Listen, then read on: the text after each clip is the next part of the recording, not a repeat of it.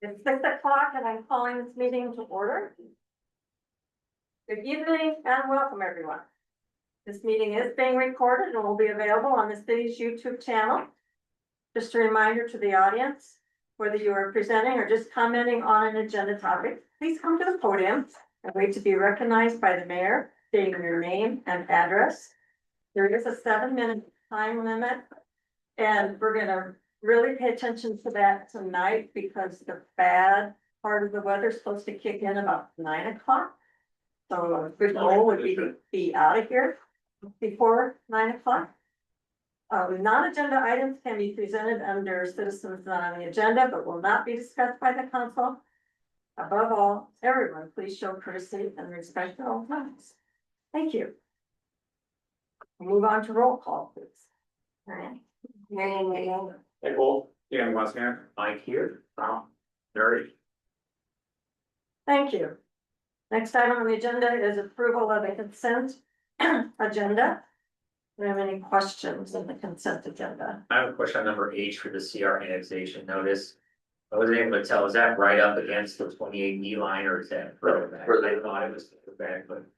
And uses far. Yeah, it's right around. Yeah, that's what it was. I know it.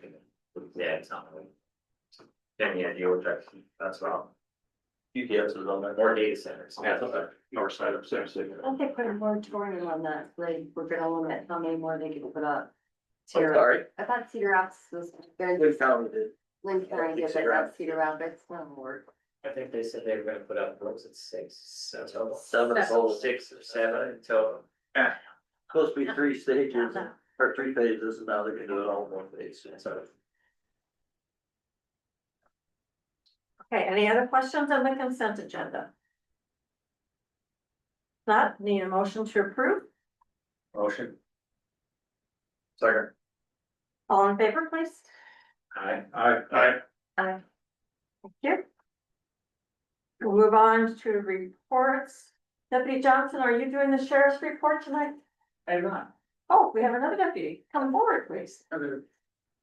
Thank you. Deputy Williams with the Lynn County Sheriff's Report, met the required hours with the 58 as the count of calls for service within the city. Council have any questions for the deputy?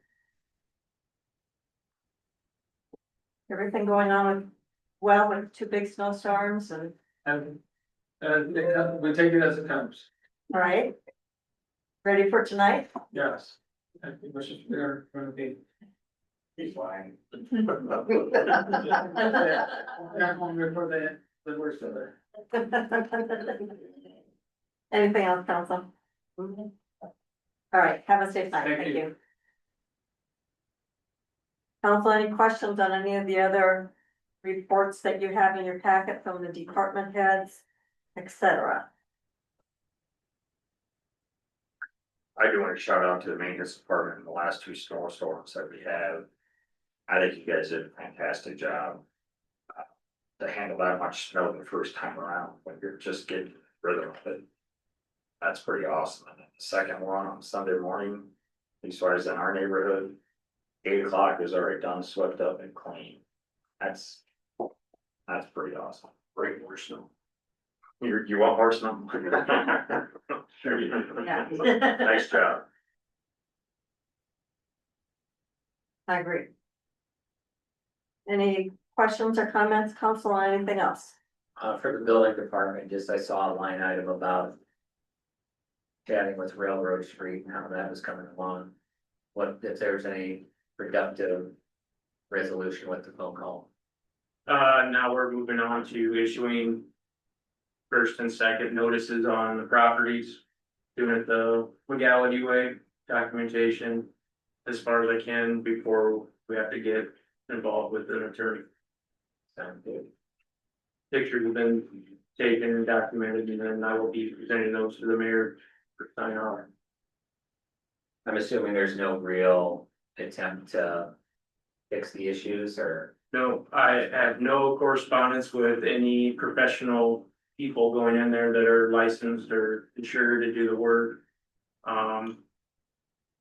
Through my research that there is currently ads up for trying to rent those, which are uninhabitable right now. Condemned units are Yeah. up for rental. Well, it doesn't say which number, but last left after inspection, it was 50% condemned units.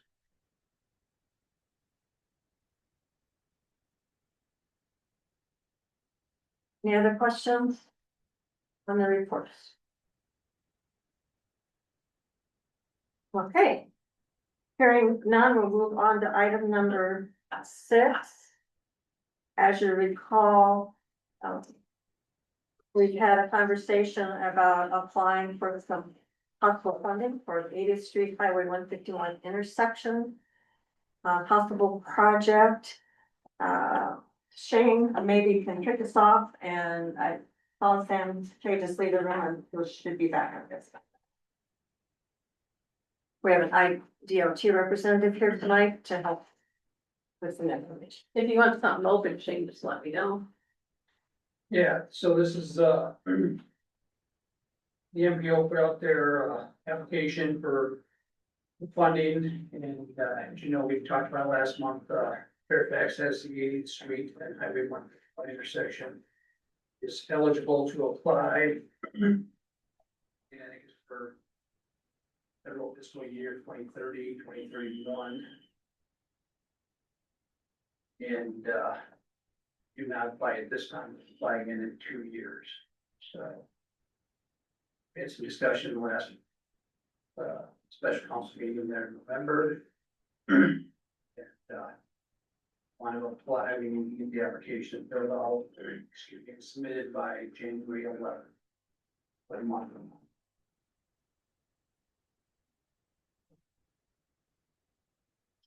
And your biggest question at this point, Shane, was whether the council is looking at traffic signals or roundabout, is that correct?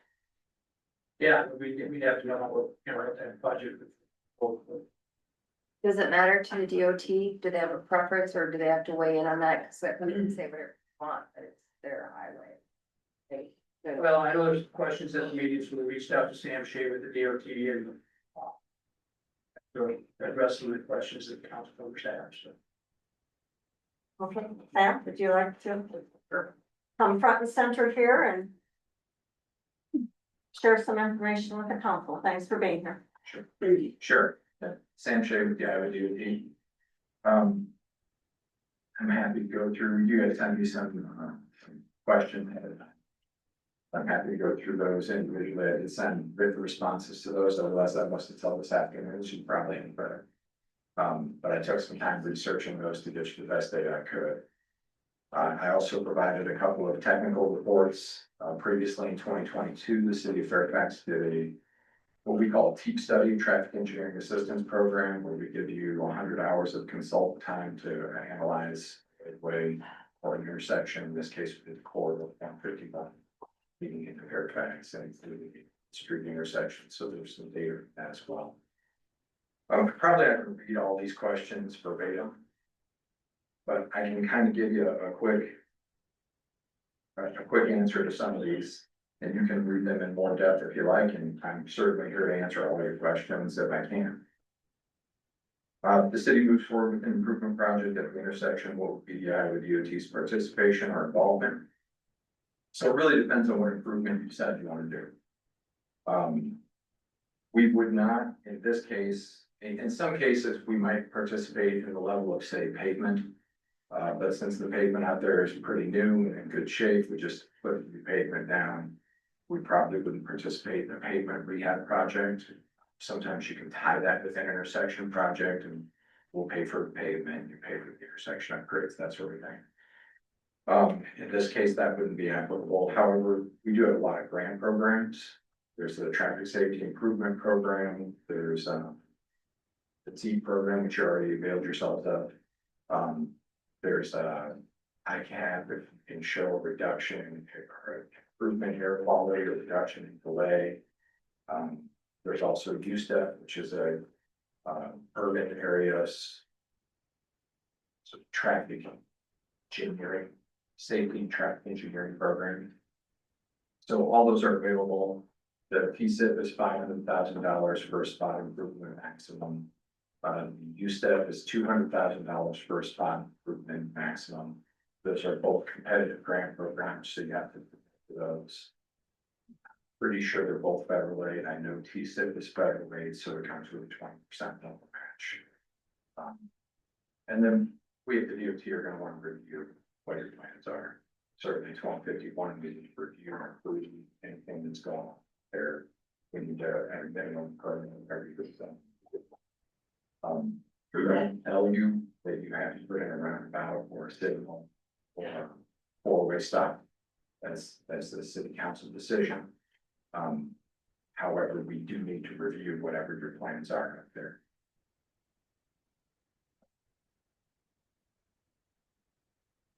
I hate wearing green ones. I hate it. Are there other funding opportunities? Well, I kind of went over those. I went over those funding opportunities a little bit right there, so we can certainly talk more about that if you like. And keep in mind, if you apply for STPG funds through the MPO, that's Surface Transportation Grant funding. The MPOs, the Metropolitan Planning Organization, of which Fairfax is a member, and they have the ability to apply for those funds. Those are also federal funds. They can so you can match, you can provide more federal aid into a project if you need it, way of say TSIP funding. However, you can use the federal aid to match other federal aid. So you would still be required to come up with that match. You also asked if there's general planning cost numbers available for improving intersection similar to 80th Street 151. Versus roundabout or a signal. Generally, we find the construction costs for signals to be a little lower in front end. Although this is generalized, so I would defer to an engineer to give you a good cost estimate because we're talking really general numbers at this point. But generally, signalized intersections are cheaper to build up front until you get to a point that you start incorporating lots of complexities. So if you need left turn lanes, right turn lanes, if your right turn lanes need to be offset right turn lanes, if you have to have different signal phases, then you need a different signal head for each one of those signal phases. Detection software, then municipalities in the state of Iowa within municipal boundaries, municipalities are responsible for all the cost of maintaining a signal, including the energy costs. So whatever you have to pay the line for, whatever your electrical provider is out here, that's on the city to do that. And then, but obviously with the roundabout at those costs, it's just a pavement. So long term, we see they kind of equalize out once you play it out over 20, 30 years.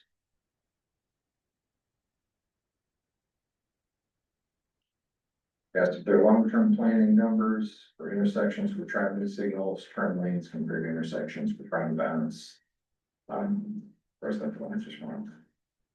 Yeah. I would defer to your engineer to create a study. Or to create a scope of work that compares the two.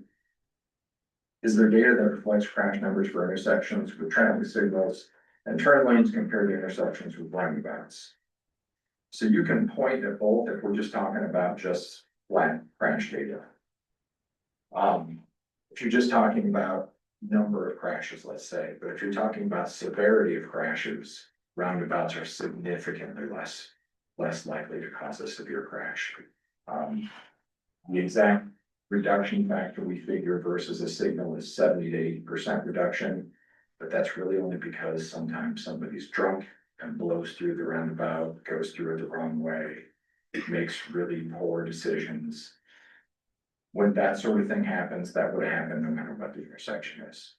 But that throws off the statistics because statistically, it's almost impossible to T-bone broadside or head-on collide with someone in a roundabout. And those situations are your most deadly, most injury-prone crashes. So roundabouts end up being significantly safer than signalized intersections. One of the studies I provided, from the Center for Transportation Research at Iowa State, just did a big look at high-speed signalized intersections and came to the conclusion that you will always have increased crashes on high-speed signals. So all from the situation you're in today with no signal versus adding a signal, you're going to get more crashes at the signal.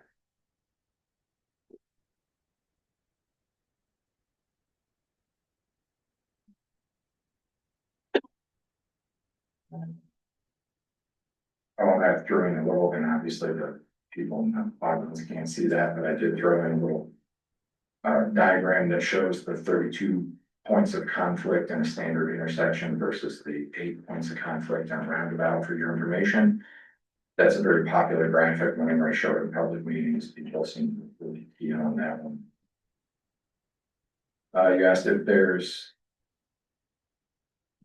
roundabouts, is there concerned with people using them correctly and how can that be addressed?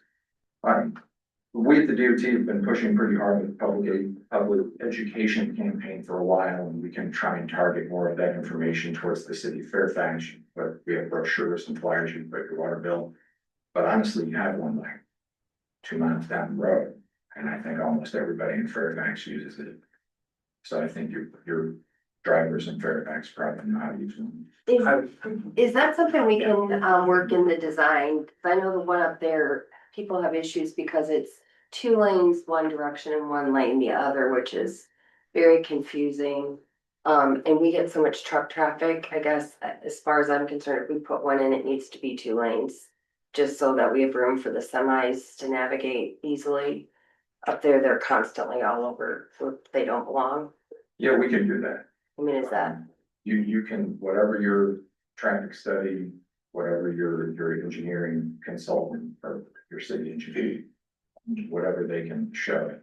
And we review and will approve that. If the traffic warrants 2 lanes, then it is. And it's not. It is an odd situation to have it be 2 lanes one way and one the other, but it's not unheard of. Cedar Rapids just doing the same thing down in front of Mercy Hospital. It's 2 lanes going out on there. So, I mean, it happens, but it does have to be designed well, and that's kind of the key with roundabouts everywhere. You probably driven through a number, and I, being with the DOT, I won't comment on which ones aren't, but you know. You've all driven through them. There's places in nearby towns that have things that operate more like a traffic calming planter box than a roundabout. So that's not how you want to design it. You want to have it properly designed by your city engineer or consultant that you hire to do that. With significant peak hour traffic on 151, how will vehicles coming on 80th Street be able to access during those periods? So again, that's going to be something you need to study in the concept that your engineer should be able to create for you. You're going to want to look at the traffic numbers and decide how much a roundabout can handle. I mean, ideally, when you enter a roundabout, you just look to the left and you're in by turning right. So it's not a lot different than turning right out of, say, 80th Street or turning right today. However, in the odd situation that I don't know may or may not occur here, I've been in similar places along 151 when Amana lets out at 3:30, and there is significant line traffic. And if all that traffic is coming through with no gaps in between it, then if you're northbound on 80th, you're gonna have a hard time getting out. If you're southbound on 80th, you'll be able to find a gap because all the traffic's coming the other way. So they'll end up having to wait for you, but that doesn't help anybody northbound on it. So again, there's some alternative design options that you could consider with your engineer. But that's something you need to work out when you look at that peak hour data and how much of an effect that is. Is it only 15 minutes? How bad is it? How long is that delay? Can people go down the street or can you wait 15 minutes or? Those are conversations you have to have. Do you put in a channelized right turn lane and then? So there's options that might address that. Sam, what do you mean by a channelized right turn lane? So let's say you're northbound on 80th Street and you're entering the roundabout, but you want to go right. So you want to be eastbound on 151. You can put in and I'm not encouraging this without engineering analysis. I'm not an engineer, but I like to play one on TV. If you want to make that turn, you can put in just a right turn lane that never fully enters the roundabout. So that right turn lane would then need some distance to create a merge point, because otherwise you end up with the same problem. Where now just down the road, 200 yards, now you have to merge left and there's still no gap. So that's an option to get people moving on 80th Street. However, you've got to figure out where you can find that, how far down you have to chase that turn lane, where it turns into a merging lane. Or they'll have a gap to merge. But that's what I mean by having design alternatives. There may be more than that, that's just what I'm thought about what's happening.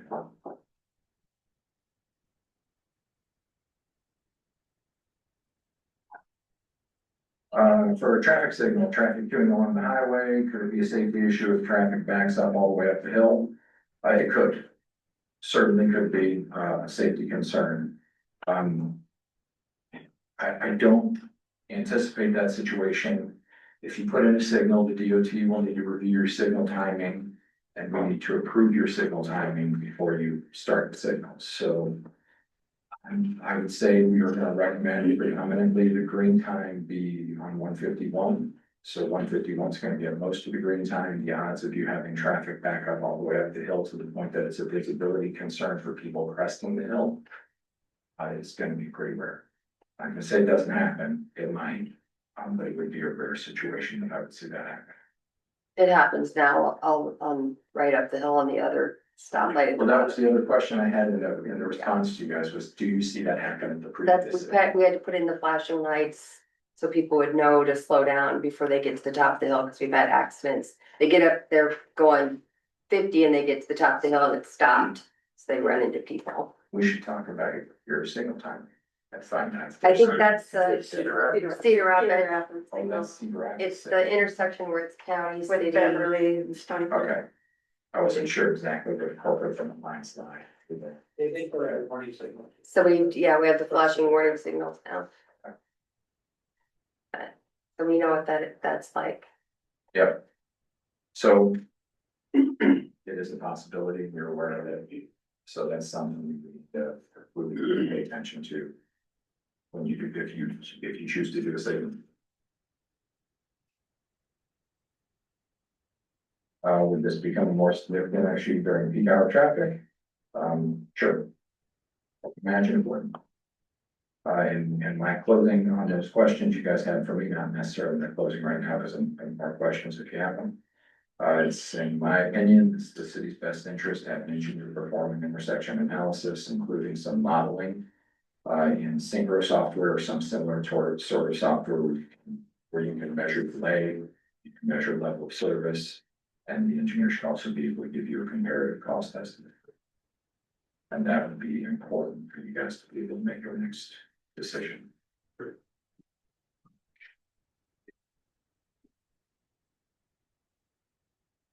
Nice to see you, Don. Yeah, I was gonna say, how you doing?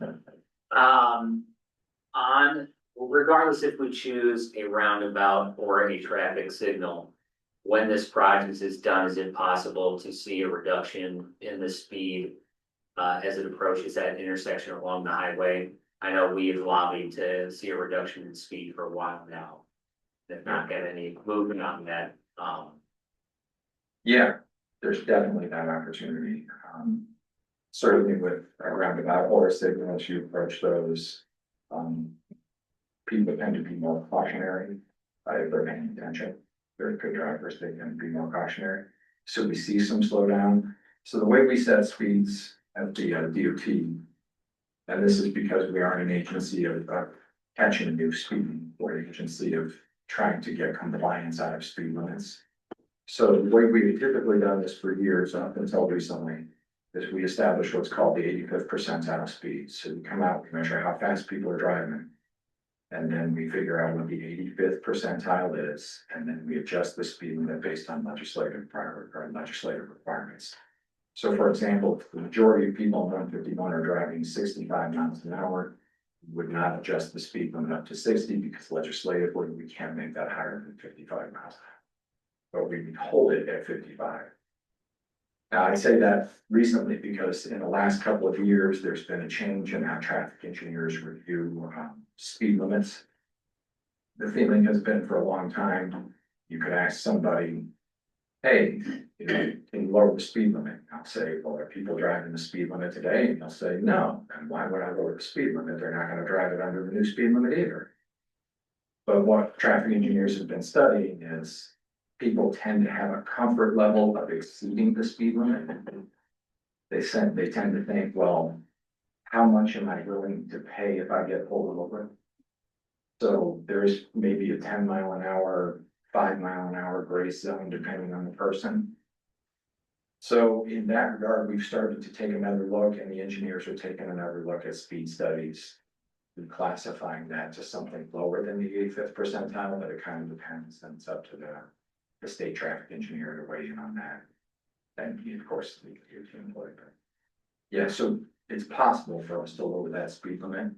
But 3-4 years ago, which is when we last did a speed study out here, I think the 85th percentile was 58 or 59 miles. So we held the speed at 55. We may be able to do something more like that. That's just, we'll have to discuss that further. Same on that point, there was in a roundabout naturally, so it's supposed to drive shot, and have to slow down a little bit, so. I mean, a certain distance out, it doesn't force people, if you get into a certain range of the roundabout, we have to start slowing down and make those turns, you have to actually move through the roundabout, isn't that correct? Yes. Yes, it's very difficult to maneuver around that at a high rate of speed. Depending on car, yes. In some cases, we go ahead and adjust the speed on the roundabouts, especially on the high speed roads. So, and then I thought we did this in, if you're not familiar with Comanche, it's in Clinton County. They're on US 67 and they put in a roundabout US 67. It's not unlike what they're doing here, or what you're thinking about doing here. They talked about a signal also, and they had some good cross street traffic. They ended up doing the roundabout, and then they ended up afterwards adding speed limit signs as you approach the roundabout, dropping the speed limit from 55 to 45. So to make people aware, now they're still driving way slower than 45 inside the roundabout, because you just can't go that fast, but it becomes we have a cautionary speed up too, I think, a yellow sign. This lower speed. Yeah, eventually we're able to lower that speed to 45, but I think it's functioning pretty well. Are we able to tailor a traffic study to certain time periods instead of like just a 10-year period? So for example, starting, if we wanted to do a new traffic study, taking data after basically starting in 2019, for example, because that was around the completion of the Highway 100 project, which obviously dramatically increased traffic count coming down 80th, and obviously there's going to be significantly more with the data centers being built. When I go to turn out the shop, which you experience, I mean, now it takes me about 5 to 10 minutes to go left.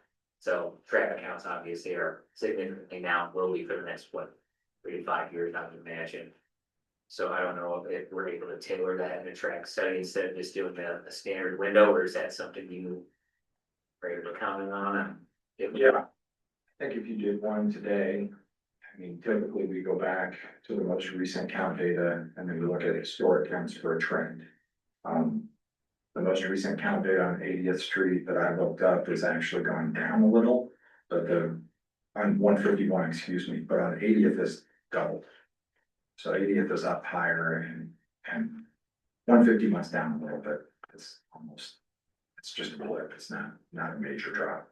Either. But I was surprised, I thought 151 would have gone up more, but 80th has definitely gone up. Since the last time we counted it, we last counted in 2022. So our normal 4-year count process would have us counting this summer, would be our next count time, however. You know, if you decide to do some design work to come up with and weigh whether you want to signal and what those costs are gonna be, or whether you want to roundabout what those costs are gonna be. I would imagine your engineer is gonna do peak hour counts and they're gonna be real time. They're just gonna go out there in the morning and they're gonna go out there in the evening and they're gonna count cars and they're returning. And that's how they're gonna determine your level of service and your delay is based on that peak hour traffic. So that would be pretty up to date if you did nothing. I think the 2022 team study you guys had done probably used some traffic data from a little bit before 2022, which might have been not have that full Highway 100 benefit. It's a benefit to have Highway 100. It may not be a benefit to ADS region.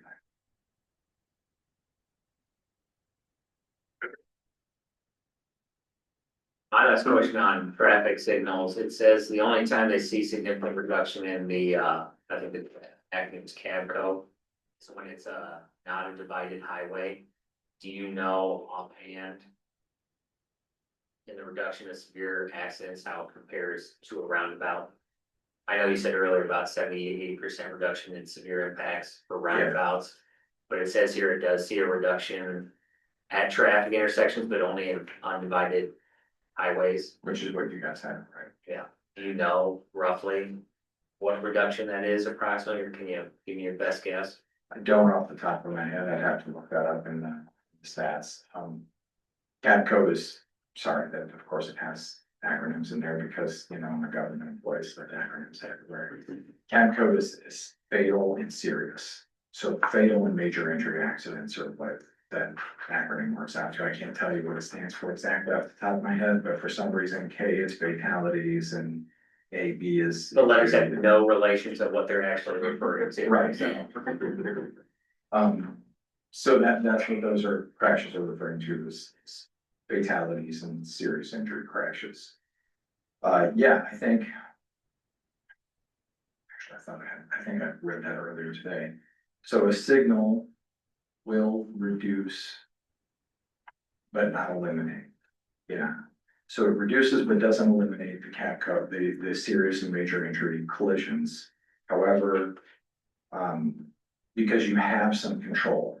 So today you're out there waiting to make that left turn, oncoming traffic at night, some people have a hard time in the rain like it was here tonight, maybe judging how far away those headlights are.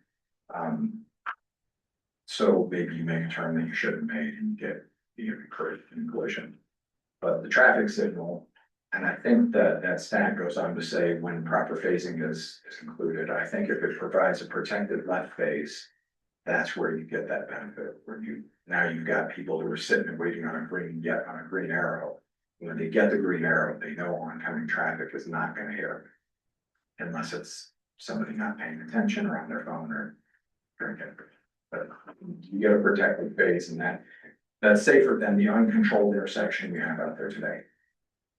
So you would see some reduction that way. However, you don't see a reduction in overall crashes. It actually is in overall crash numbers, it's an increase from what's there today. And I pulled a 5-year crash history. You guys had 14 crashes in the last 5 years there within 300 feet of the center of that intersection. I think 8 injuries, no fatalities. I know this number's going up because we've had quite a bit just in the last few months. Kathy can attest to that. I giggle at fatality. Yeah.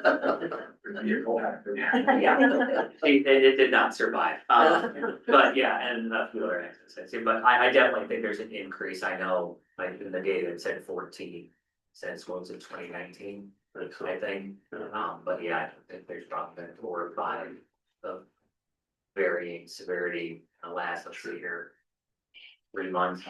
That is based on police reporting also. So if there's crashes occurring, And people are just handling through their insurance and never calling PD or the sheriff in this case, then we don't know. That doesn't go in our report, so you may have some of that going on as well. I can see it out the window every day, so yeah, and yeah, I know not all of it's police reporting, so.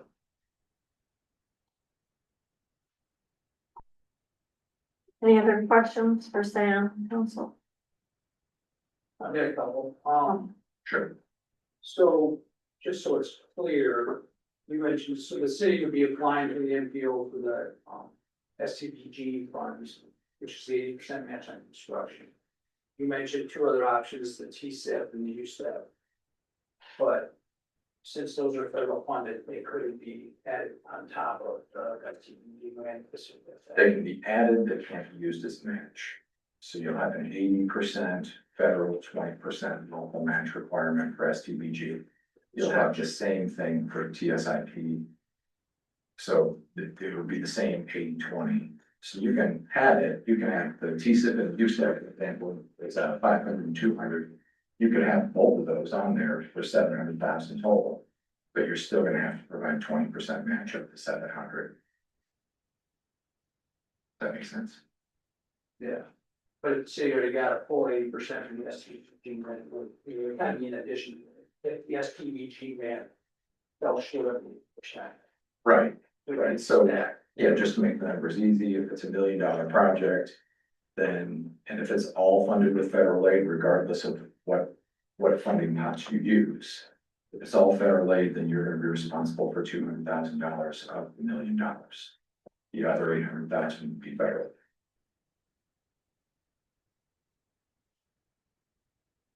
So then the other question I have, kind of reading through your notes and based on your discussion here. It sounds like, at least in your opinion, the city should do some study investigation on this. Before they commit to either one or the other or on the specific. Is that, I mean, based on what you said, maybe if the city decided, let's go with traffic signals tonight, then there's still, we would need, separated by turn and designated for things like that, so. Right. Be able to determine for the application of the January, extent of that signal on those intersections, including the state. Is that be consistent based on some of the input you provided tonight?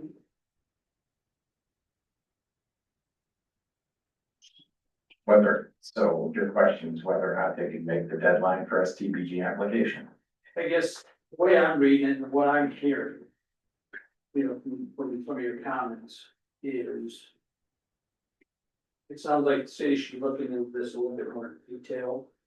Before they determine exactly, even if they go with a roundabout, is it 1 lane or 2 lane roundabout, or is it a designated right turn lane? There's a lot of information that could impact the total project cost, whether it's a roundabout or that. Yeah. And to do that, it's gonna take some investigations, some studies, Yeah. some traffic counts and some preliminary planning. Therefore, the city has a real idea on what that project would be, but regardless if it's a roundabout or traffic signals and designated terms. Yes. So I guess, looking at it from the city engineer's perspective, if we really want to do this right, we can apply in a month, but based on the information we provided, it seems to me that maybe it would be the city's best interest to put this off, try to get some more information so that when the city gets another opportunity to give it, then we have a better idea of what that project looks like when this will be applies. Does that make sense or? Yeah, I don't know the timeline for your engineer. Thank you. That's me. Yeah. I don't know, I know we've met an email, I don't know that we've met in person. So I don't know what your timeline is, and how much available staff you have to make those sorts of things happen in a short time frame. For the MPO application, you don't have to have it nailed down specifically. However, you have to have a concept well enough that like, is it gonna be a signal or is it gonna be roundabout? Do we need dual left turn lanes or single left turn lane? And then you need to put together a pretty good ballpark cost estimate. I guess if I were in your shoes, my worry would be that you say, you look around the state and figure out what the average signalized intersection cost is, and that's the amount of money you ask for. Or you look around the state and find what the average roundabout cost is, and that's the money you ask for. But then when it comes to actual design, you find out, oh, well, we actually need more right of way, we've got to chase this slope further, we didn't account for these culverts, we didn't, then all of a sudden there's scope creep and the cost goes up and up. And now you don't have the funding to cover it because you only got 500,000 or $1 million from the MPO. And now you don't have enough money anymore because the cost has run up. And I think engineers in particular, contracted city engineers, for example, are on the hook for explaining 3 years from now why the cost went up. So I certainly understand why you'd be concerned about that. Because you don't want to be on the hook to say, we think we can get it done for $1 million. And 3 years from now, you start construction, and it's at 1.5 million. City council says, so yeah, I think it all depends on your staff time available. And I think you can knock out a lot of work really fast if you don't have a lot of other stuff going on. But I'm guessing you're filling your 40-hour week today, so. Sam, you mentioned other funding options, so put MPO funding aside for a moment. Are there different timeframes for funding applications? Yes, the TEEP, you can request that anytime, same thing with the roundabout review program. We have our roundabout review program where the DOT does that complimentary, it's 100% money. We just pay an on-call consultant, 100 hours to go to review the concept of roundabout you have. And the traffic engineering assistance program, the district approves that and we send them through traffic safety. USTEP, I think is any time of year, but it's a little bit more involved to get that approved. TSIP has a deadline for funding, and off the top of my head, I can't recall what it is, but I can get it to you. I'll have to look that up. I want to say it's October 1st, but I'm not positive. So, for example, if we decided to wait and go for 6 months and do some appropriate reviews, set aside the current MPO application deadline, there's still other opportunities that could be available to us. Yeah, I think we still get TSIP funding or USTEP or both. And if you needed some help with engineering work, we can probably do a roundabout review also and get you 100 hours of consultant time reviewing whatever concept of roundabout you have. So that won't take you to a final design for construction, but it'll help take a little bit of the weight off your city engineer. And that's federal too. That is, we pay for it. So that's, the roundabout review is complimentary provided by the DOT to any municipality. And the TEEP program is also DOT 100%, but you have to get that approved and awarded. You still have to get the roundabout review awarded too, but we pretty much just award it. If you have a roundabout, especially if it's on our system and you want us to look at it, we're gonna give you the 100 hours to go look at it.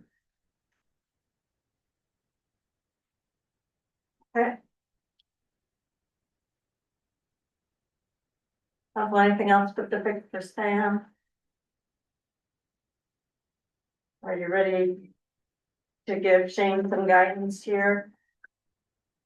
I'm available for questions after today. You guys all know how to get a hold of me, so feel free. Thank you. Thank you. Thanks, Sam.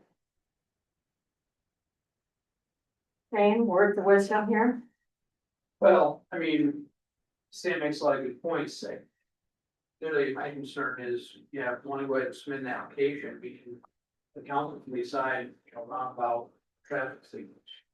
We can come up with, a rough estimate.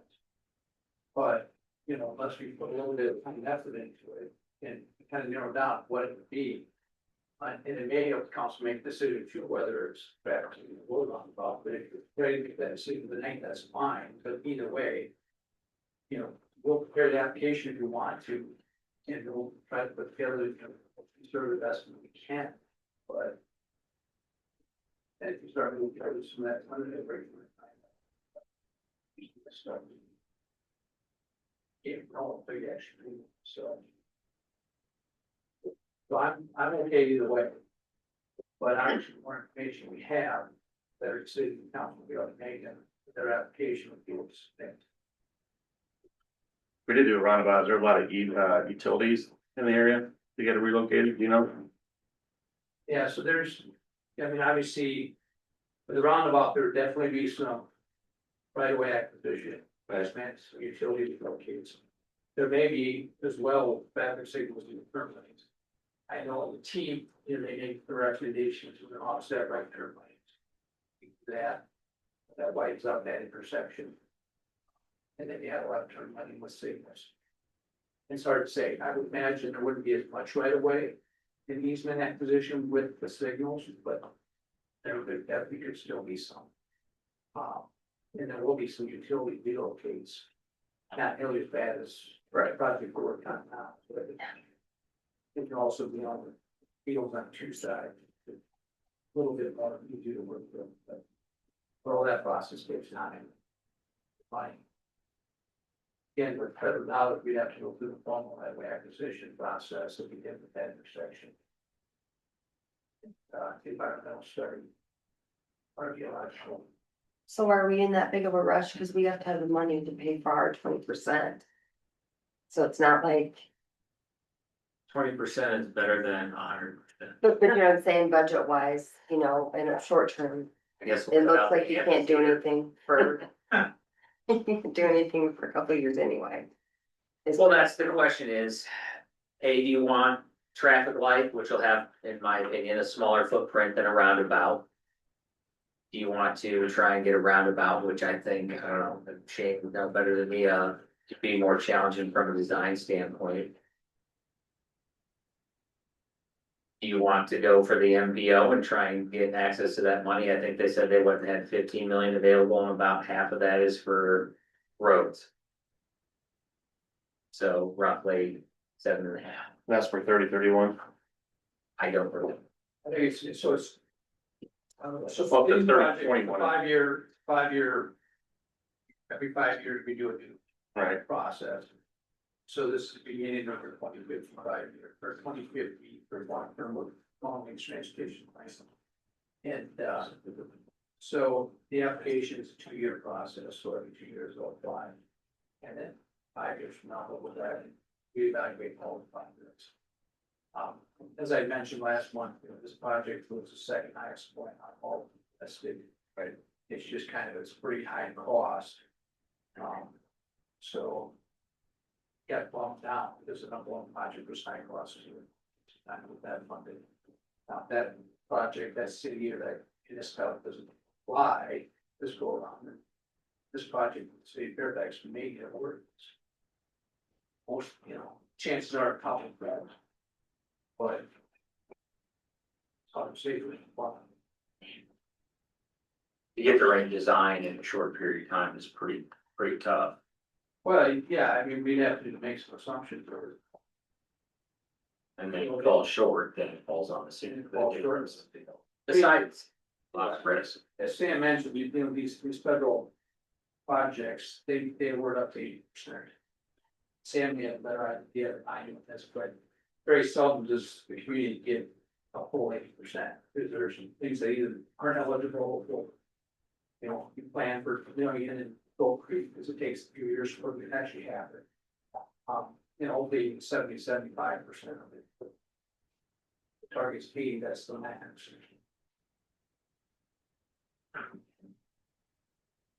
So whatever council wants to do, I'm comfortable doing it.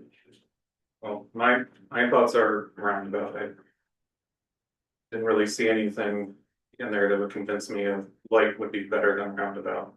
But also MPO sounds nice, but to get it in our lifetime, my preference would be to figure out how to do it in 27. Yep. Saw that luck. Well, as Sam mentioned, and you can probably answer this better than me, if you wanted to move forward with the project without the STV funding, which isn't capped, if there's it's capped available, pump funds, but it doesn't have a dollar. So if it's a, it turns out to be, by the time it's all said and done, construction, ends up being 3-4 million. You can get up to 80% of that, where, and these other two that you mentioned have limits of 500,000 or 200,000. So if the city wants to go up the STG and just go to the T-SIP, U-STEP, then you're looking at maybe 700,000 versus $1.5 million or whatever. STG, right? So.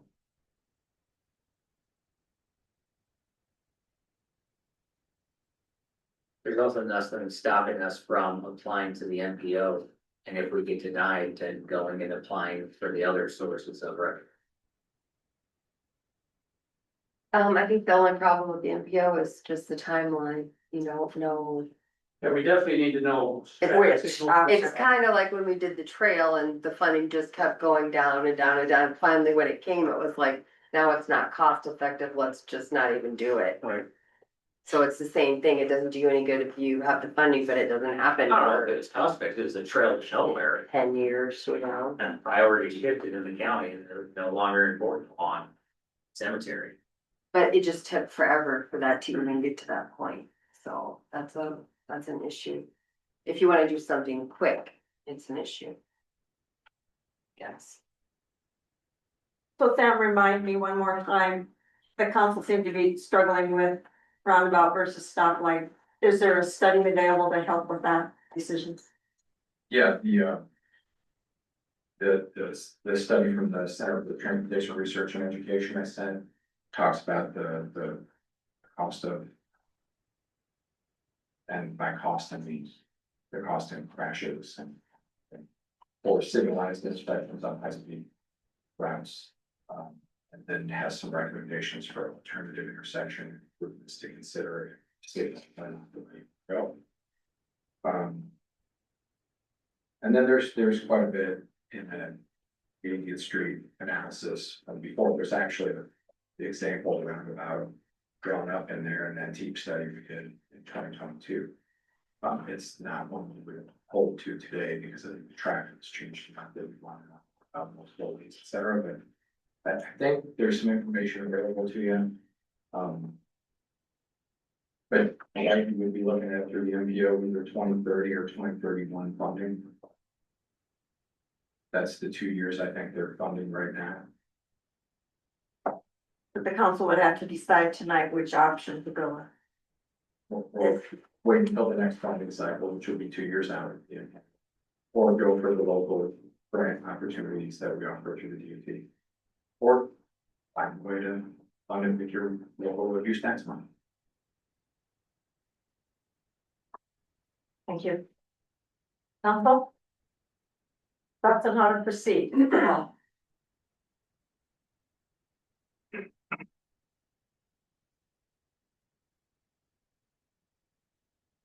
You know my position, the traffic light, and I know it said in here and Sam's kind of estimated, depending on which study you look towards, whether or not a roundabout increases or decreases low speed incidents. That's a hill I'll die on, that it increases some, but it does decrease high speed, that's for sure. I think it's cheaper and it'll get done faster doing a traffic light, and I think we should go ahead and apply to the MPO, because in my opinion, of course, we need engineers to look at that. Putting in a right turn lane on the 80th Street would need to be added, but we already have left turn lanes and right turn lanes on 151. So I think to get it done, the cheapest and the fastest would be traffic light. Can you do a roundabout with the highway still open? Do you know? You're asking. Yeah, Yeah. Yeah. And it's all about how you stage construction traffic. You'll have similar challenges with this. If you're adding turn lanes, right? And probably not as many challenges as you will with roundabout. So it will be challenging to open during construction. Construction will probably go faster and be cheaper to close the road. But now you really get into something the DOT is gonna have a say on whether or not. Yeah. I'm not sure if it would be, or if it wouldn't be. Tend to agree that if we get over the closer road building something, that's what we're gonna do. Comanche, for example, on theirs on US 67, they did close US 67 while they built that.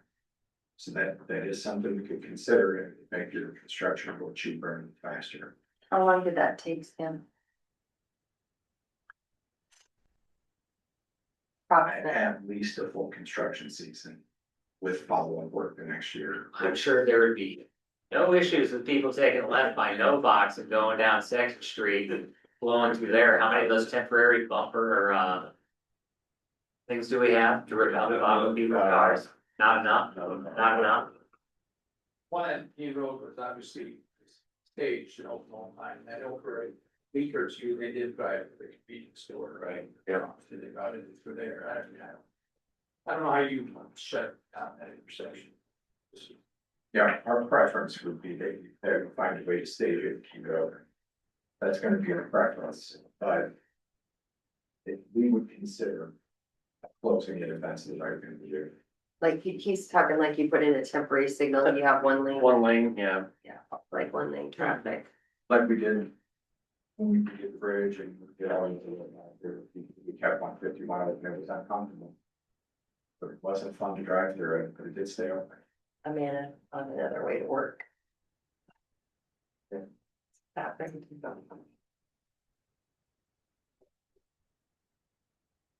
Okay, council. So the only reason we're under any kind of time right now is because we need to know whether or not he needs to try to pull something out of his ad in January. That's the only reason this is, Yeah, the biggest thing is, how little of this do we wanna have to pay for? and if you do that grant, then they pay for 80% of the cost of the project, correct?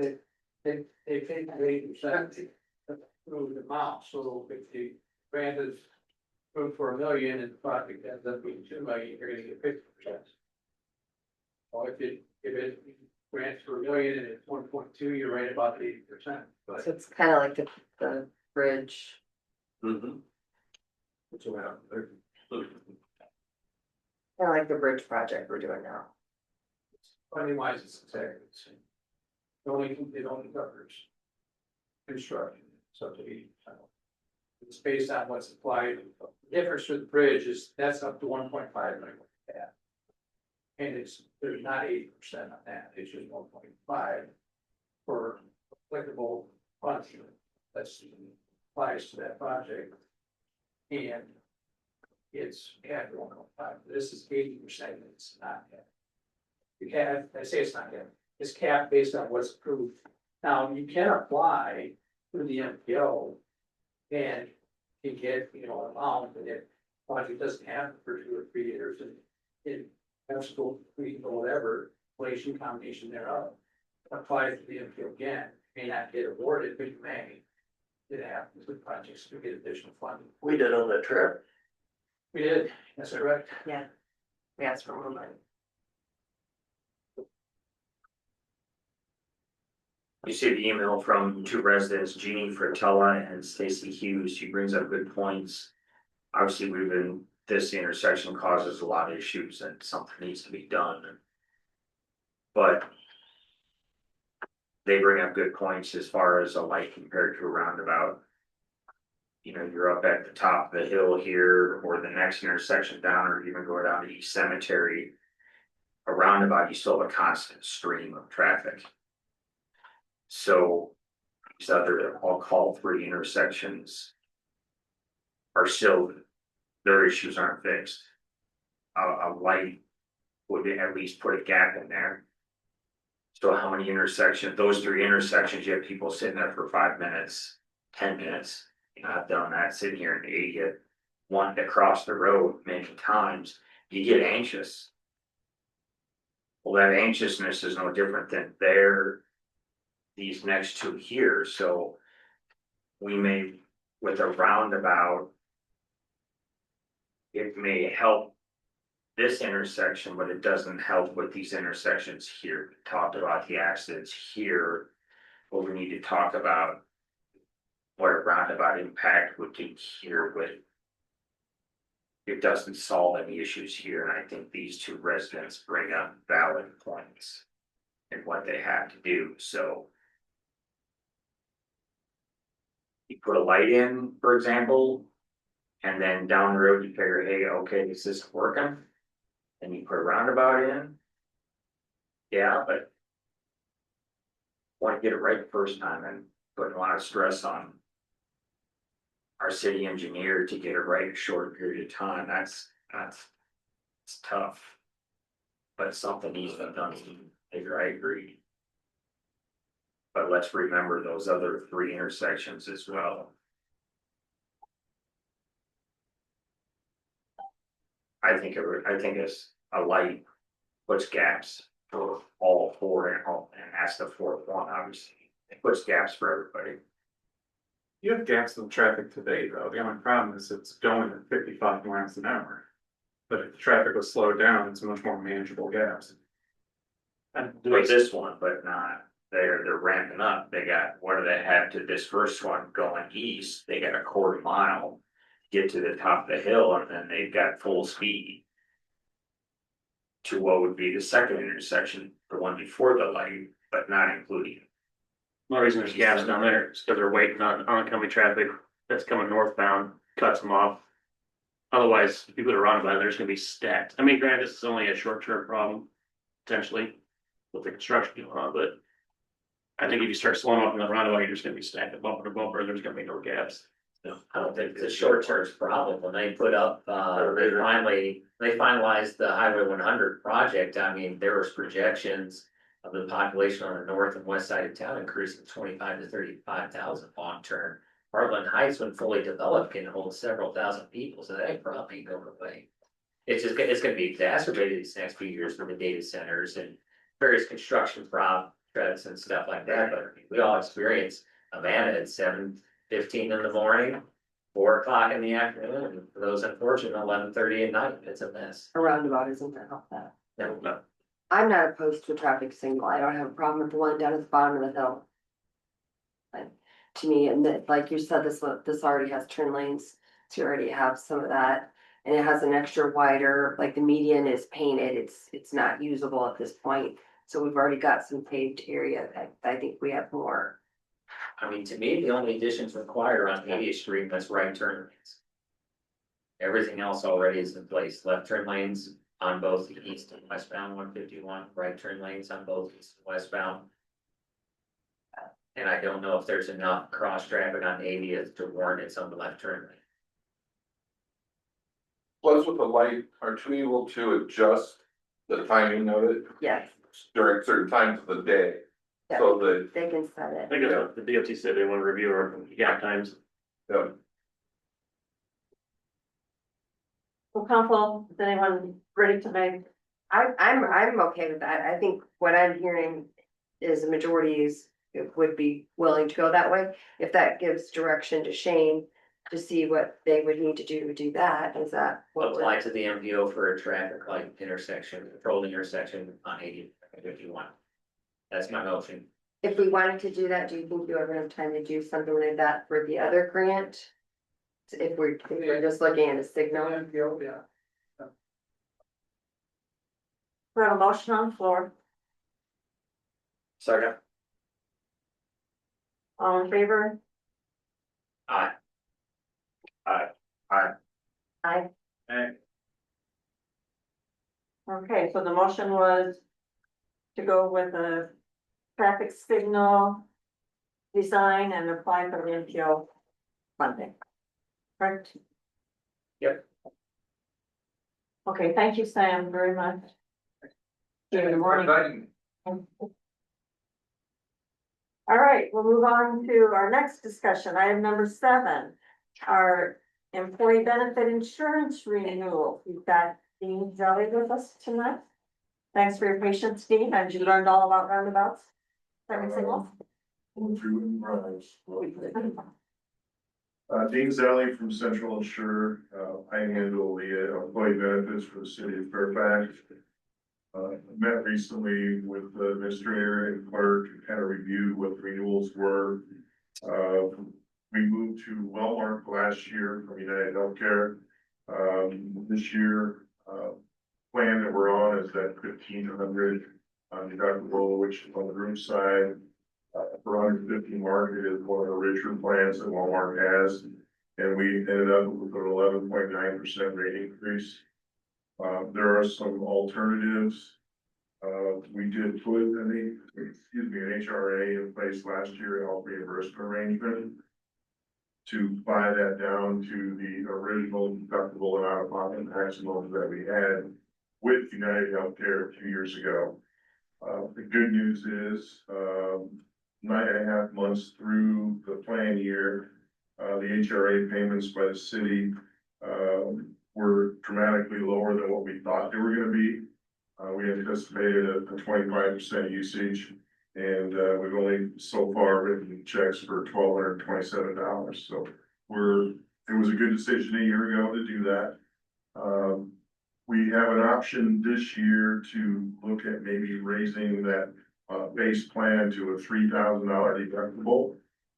That would make the city's increase, with the HRA in place on that plan at approximately 6% versus 11.9. The employees will see no difference. They're still getting their plan brought down, to a $500 deductible and a $2,500 out of pocket, just like we've had for several years. It's just there would be a savings for the city. So currently, the city's budget for the plan that we're on, is $152,580.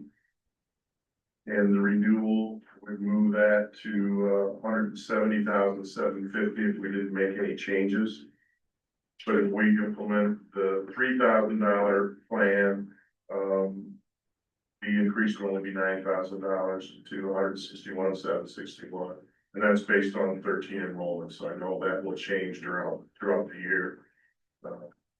As employees add and term on the plan.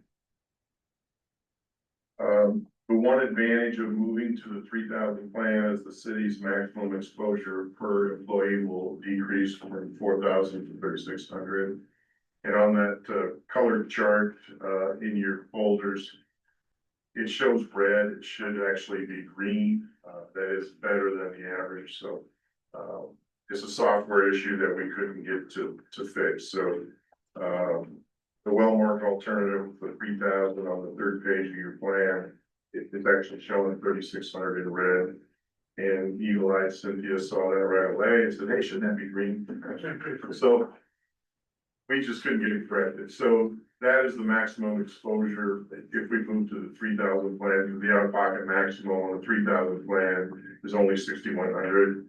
Wellmark is changing the 1,500 plan to a $7,000 out-of-pocket for next year. So there's some differences versus the current plan if it's 6,500. So we kind of determined that the 3,000 plan would be a no-brainer. The employees will see no difference. And we can save approximately $9,100 in the city's budget by moving to the $3,000 deductible plan. One of the first concerns that Chris had was, hey, do the employees have a different copay, for example? No, they're both $30 copays. So they go see the doctor, they pay $30, just like they are currently. The one change is in favor of the employees. Currently, there's a $500 deductible for emergency rooms. That drops to $400 on the 3,000 plan. So even though the plan's higher deductible, it has a lower copay. So any employee that would happen to use the emergency room, they would save $100. And again, that would apply towards their deductible and out-of-pocket maximums on the HRA. So the health reimbursement arrangement we put in last place works good, knock on wood, have another good year. We should be able to save some money.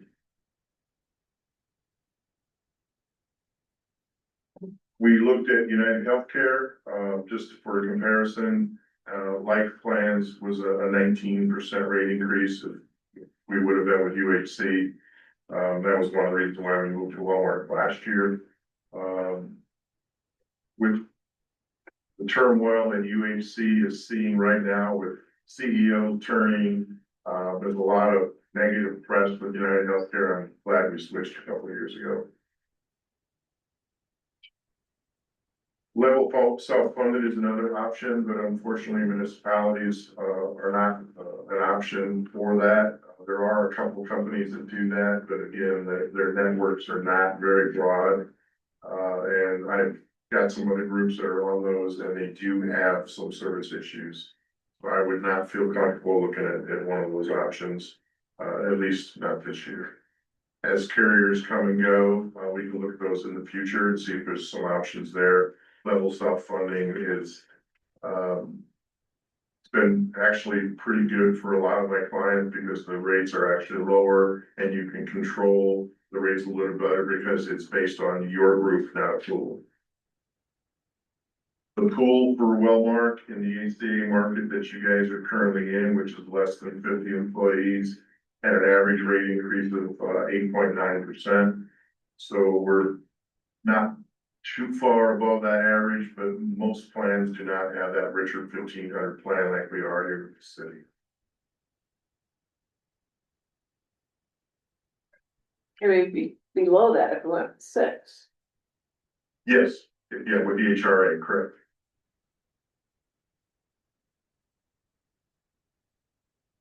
So our recommendation from the agency is to renew with Wellmark, but move from 1500 to the 3000, keep the HRA in place. And instead of a $18,000 increase, would be approximately a $9,000 increase. So moved. Second. All in favor, please? Aye. Aye. Thank you. Thank you, Dean. Okay, thank you.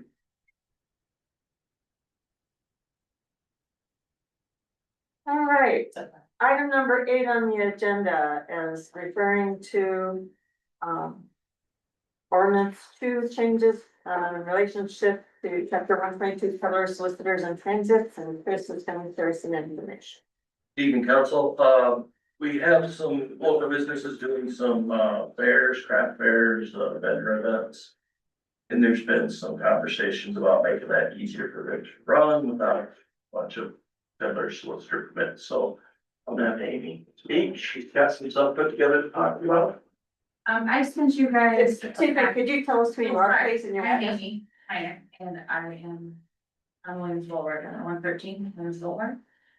So we have been there since fully building since June. And we started doing this event in August. It grew and we had more coming in September. We started a ladies' night, more came. October, trick or treat for the kids, families kids showed up. This last one, we had Santa. We had kids in line that you see Santa, sit on Santa's lap. The carolers came through. I did meet someone on the church staff and I was like, well, if you have a nativity scene, why don't you have one of our buildings? We give our buildings to you guys to use for events. So if Santa needed a house, I get you one. So nativity scene, you need a house, I got one. I'm an entrepreneur at heart.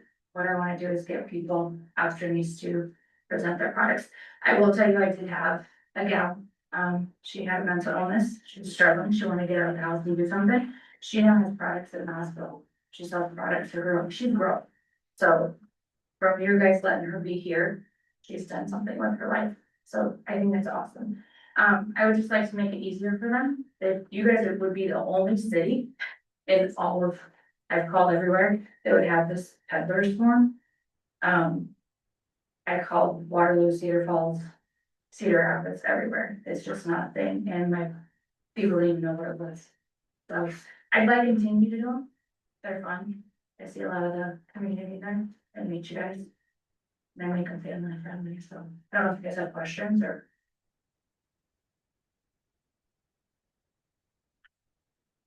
So Chris, what is the actual proposed change?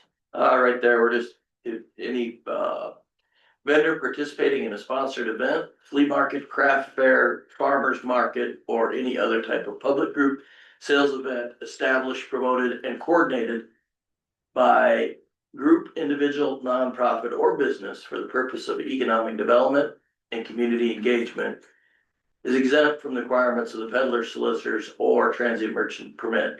Such events shall be open to the public, free to attend, and have positive effects on the community at large.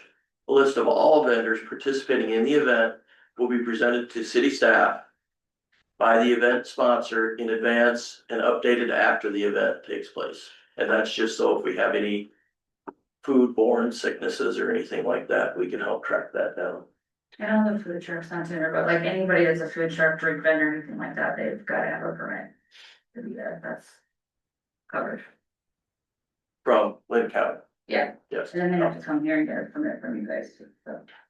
So like a food truck, but, some of your vendors, for example, may have baked goods or popcorn I saw. They don't have health permits, do they? Anyone know?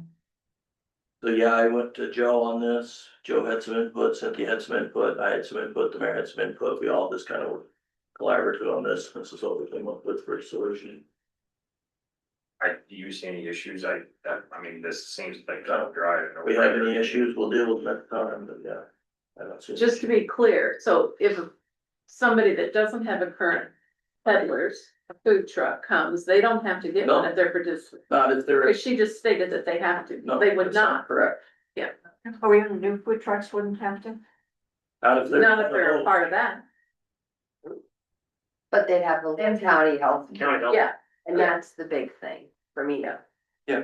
They have to have a Lynn County permits.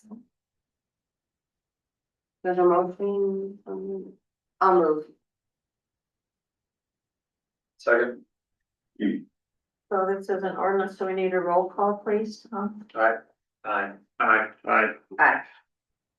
All right, we'll move on, to consider a motion to suspend the rules requiring 2 additional. Somebody second, let's speed this up. Second. Roll call again, please, Marion. Aye. Aye. Aye. And also to consider to give final approval. Roll call, please. Aye. Aye. Aye.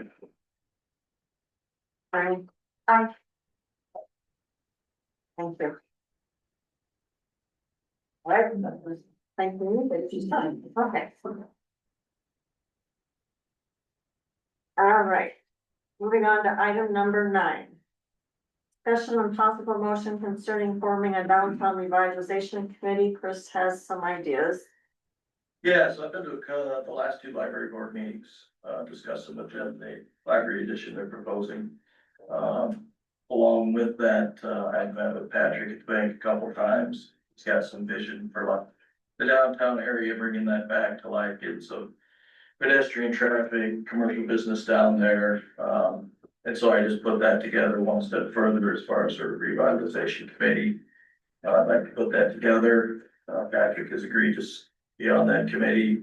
I'm looking at getting, one of the library board members, I believe it's Bruce Bolt, said he would be willing to sit on that committee, and then I'd also like at least a member from the, library foundation on there. And that's in some other input from outside, and just to get some ideas put together from like-minded individuals, hopefully come up with a concept plan and come back with you with that down the road here.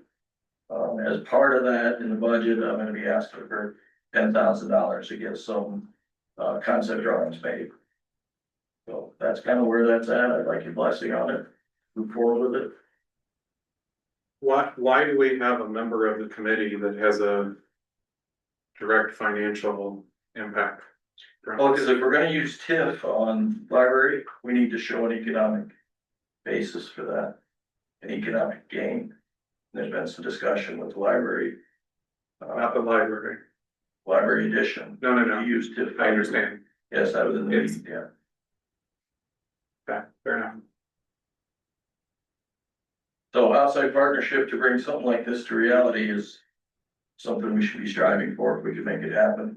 That we're just looking at concepts right here, trying to get people together. So what to kind, put I guess ideas together. I'm just trying to wrap my mind around what area you would, what does this encompass? The What down- areas? Town area, the So bank, the, there's a parking lot that we have for the library, and then there's a parking lot that the bank uses. an existing library. So what are, there's just not a lot of room to do anything new or, Well, right now, the So what city is your has 3 vision? lots, but the vision isn't put together yet. That's what I'm asking for. The committee to do is to sit down and put together a complete package, a full plan. to bring back to council down the road. So you're wondering where the primary like focus would be, basically, so the intersection of. Where would- development. Mineral lane. Yeah, right now, You're- it'd be you'd like, have to- yeah, it'd be the primary focus. Well, you have a member of the committee that owns the land, so that's the focus. Could you be more specific, which word? The first The bank. payment, Thought we bought that. No, The bank does own the land. Oh, that was the bank owns everything. But that's Area. Yeah. So basically the empty lot where they park, or is that what we're talking about? or- City owns that. The bank bought all the buildings across from the bank. Pat's future is to tear down the old grocery store, the old post office and the apartment building and put a new structure up like what they're doing in Kulik. Across from the There. Do bank. you know where you're talking about, immediately across from the Legion? That's what Okay. Pat's doing. Okay, cause I was like, where, Just where, the stuff out there, where, nobody's where all giving this, me cause there's stuff everywhere. But the, There is no area unless you tear stuff down. that's Right. Patrick's plan, That's Patrick's plan. Well, but and it, Patrick's not the only member of the committee, so. No, I Again, understand that. we would come together. But they as a don't committee, know Right. anything. and if you're, We're not here to tell you the final outcome of it, we're asking for your blessing to put this group together. and if you're wanting a group of people to give you input, you're gonna have the property owners, the business owners in the downtown area, maybe developers, you know, all sorts of different people to give ideas, you know, eventually they might be part of a project, but they might not, but at this point, it's just concept, it's just throwing out ideas. You're asking for a spark to try to light something up downtown old Fairfax is what you're asking. If the bank owns it all, then we don't. Again, the city owns 3 lots down there right now. The bank owns, I believe it's 3 lots. Maybe 4, because the bank's got the empty parking lot. But are you looking at just that? Yeah, I don't know who owns what, we're really, I think, getting the horse, the cart in front of the horse here on this thing, it's just. The Legion would also be part of the, Legion, I've talked to Joe about it, I've talked to Robinson Construction, I've also talked to EIB, they both have interest. So it should be, get those individuals to a table, start working through some of the planning on this. Eventually, we'd be looking at some concepts, So whose budget would the $10,000 come out of? that will be on this budget. So specifically what department? Well, it'd be I think the my- 500 the 500 number department, which is community and economic development. That's a no brainer. I didn't say that, so I'm just asking. Well, he doesn't know the numbers in the budget as much as I do. That's the department, really the only department it fits in. I get the concept of it, and it's fine, it's the members that, like, wouldn't you just want relatively random residents sitting on the board? Instead of, We could have some residents on the board too, I don't know how this is exactly gonna fall together, Dan, the property owners are the first ones I'm gonna be reaching out to, along with the developers that might have interest. In partnering up on something like this with the city or the bank, or whoever the property owners are down there. I think there should be some citizens on there too, but if you don't have the buy-in from the property owners, it's not gonna go, it doesn't matter what those Well, residents. your library board is a member, I believe Mick is a member and also a resident. So there's gonna be residents on the board, members on the board. I actually reached out to one of the councilmen leaving the council to see if he would serve on it. So yeah, it's still in the idea phase. Trying to put something together on the economic side for the library addition. Make this thing a reality in the end. how did Ely do theirs then? Does the city pay for all of that? How did that? I can't answer that, Marion. I know Yeah. the city put in a bunch of infrastructure in the streets out front, but I don't know how much the city contributed, how much Scoven was part of the condo building above. Oh, okay, Scoven did good condos, yeah, private developer. right, did part of it. Yes. So how does that work then? Does that become, like, if the bank owns the property and you put up a building? Who owns what there? The city helps pay for it and it's still the banks? Again, I Yeah. don't know that, I don't think I'm I opposing the think city on the whole- paper, whatever the idea is. I'm just trying to figure out how all that works It's together. like a chamber of commerce or whatever, where you have the city get together with developers, residents, people in the local area, be it Legion, library, whatever, to come up. Potentially, like he said, with a concept or a collaborative plan to find out what can help with motivate economic development there. If you're saying like, is the city gonna build it and then hand it over to like a bank, for example? No, I think it's more. I'm more of a coordinating funding stream. with How does that work? How much funding do you know? Basically, the city should come with these street updates and stuff like that for adding whatever kind of driveway. You're asking what the budget is. Well, and also. What is our responsibility? Well, what other options Whatever the are there council to, decides. to develop downtown Fairfax? Let's just keep this basic here. That's what Chris is trying to start up, to come up with some sort of ideas.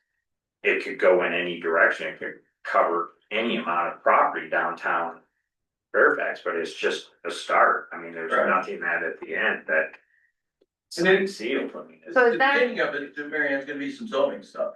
If they wanna do multifamily, higher density, then we have to have the zoning ready for it. We've already talked about that point at the planning and zoning level.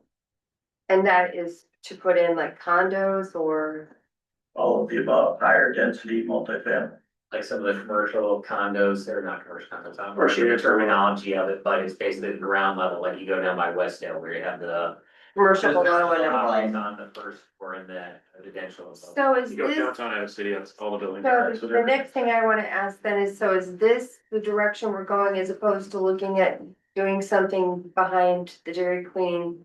I think originally that vision was that area was where we were gonna start trying to develop or grow Well, or. I don't think we're ignoring behind Dairy Queen thing, but that's not available at this time, and this is available. We own, the city owns 3 lots, the bank owns, I think, 4. This is something we could move on in a very, 2 to 5 year plan. I don't think it's one or the other, I think Yeah, it's I don't both, either. because I mean, our projections on behind Mikey's was what, 15 years? 20 years before we even considered doing something. Bella, she has. I'm not they have opposed to it. I think they it would have be to nice to have a pass in order decent for it to be downtown, developed. but. Yeah, Bell and Africa they have to pass away in order for that to be officially handed over, so. That's way, way, way down the line. Speaking as a resident that lives a half a block from the area being discussed, for years I've been in favor of revitalizing that area. But I agree, it's extremely important to have residents' input as to what kinds of things they would like to see there. $10,000 is. So I just don't know. It starts the idea is all it does. It just puts something on paper with some pictures and. Then it can grow from wherever. Maybe it takes 5 years. That budget's to get your conceptual drawings made up, but Yeah, that'd be for concept drawings down the road, and if you don't wanna give the budget, that's fine, we're still wanting to put the committee together. But it's hard to bring it to you with what we come up with without some kind of concept drawings and, planning documents. I'd say put together, committees together. Getting more people, we talked about something like this a long time ago, nothing came of it, I'd like to see something done. What's it gonna hurt? I mean, it hurts nothing. That's the way it's planned for what you're gonna do for downtown. I mean, it, Otherwise, pat and say, we own this and we're gonna do the best whatever we want, screw you guys. well, that's kind of where I'm getting at, is why not collaborative work, so you don't have competing ideas, you have one kind of idea. If you're worried about the budget, that's just a number you threw out, go you check QBT to pull up a few drawings, or if you're worried about $10,000. Get Chris some crayons and some construction paper, And a half hour. and some banana stickers and smiley faces, I mean, if you're worried about that, we can worry about the money down the road, I think it's more just getting the committee together and get moving on. Cities that get approved for the Main Street Iowa program, they form committees like this, and they work together with the existing businesses and the residents and the property owners. And they come up with a whole downtown scheme, this is very common for cities to do. I think there's a difference between consultation and that's the board though. What? Of the property owners being the board versus consultants, there's a big difference. They're just a committee. It's just a committee. They're not a deciding, Yeah. they're just giving input. Yeah. Like this committee Yeah. isn't taking Anything that any of comes the out of that passes committee, happen. will go this council for approval. Right, but now we're gonna spend, I know $10,000 is Okay. just a number, but Forget the $10,000, I don't know what to create, but yeah, that's really the direction we need to go to make this a reality. In my opinion. Well, I maybe end up applying to Main Street. Yeah. Program and you get the drawings through that. I mean, there's lots of different possibilities out there. You can't have fire unless you have a spark, and a committee can start a spark. It's. Doesn't hurt Anyway, I'm gonna make a motion to form this committee. we're getting hung up on numbers that we're not even worried about right now, or give it to us. So the motion is just to form the committee. Form a committee, I will worry about the details. I'll allow them the details. We've already given them a general idea of residents. You know, local property owners, whoever else he sees to put it together for the committee to kind of envision a revitalization program. Does your budget, your motion include the $10,000? Now we can come back to us. Okay. How much 64 and then create those funds. Or 128 if we want to spend extra money. City will still have to come through here anyway. Yeah, yeah, nothing gets approved without our vote on that, so, you know, if there's concern about, you know, to Dan's point, like. Involving the bank and like, we're gonna approve he doesn't get to approve it, it comes before council, so any plan they come to us. We could say, wow, this is terrible, we don't want any of it, and then go back to the, you know, coloring board. And I won't come to you with bad plan because I won't. Yeah, So I have a motion on the floor to approve Chris forming the committee. Second. Oh, there you he already did. go. Alright, Aye. yeah. hi. Thank you, Council.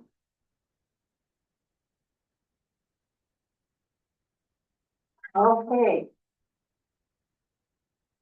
Good to see you up and about, Chief.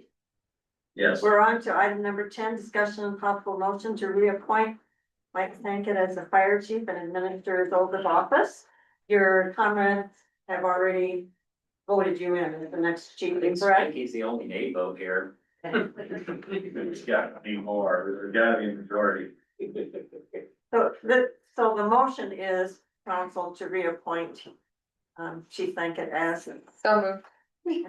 Second. all in favor? Aye. And then he needs to, you have your words. You're gonna administer, I'm gonna administer your oath of office, go ahead.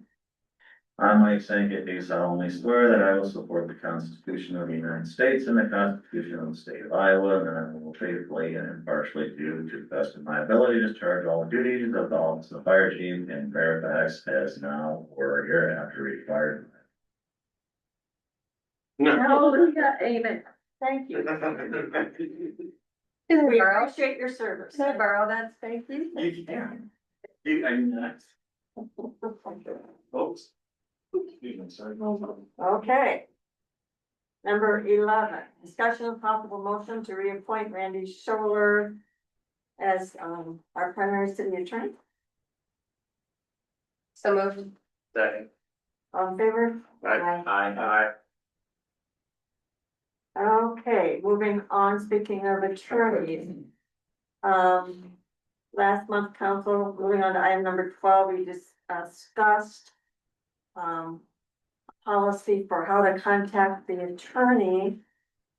I have lots of notes and lots of questions, because my notes say it, when you drafted and come out the way that you wanted it to, so. Yeah, it says 3 people, didn't we say 2?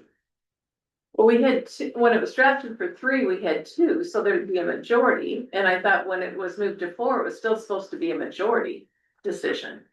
And I read it as majority, originally it was gonna be 2 or 3, but we added the mayor pro tem, So that would make it, whoever that might. So I thought it was just going to be 2 people had to agree to it, That's what I thought. whichever 2 That's what people. my notes say. And then if there's an issue where 2 say yes and 2 say no, then it comes to council. That's what we talked Well, about. I didn't visualize you're gonna ask 4 people every time. Well, I just assumed that if two people say, yes, it's okay, that you can talk to the attorney about it.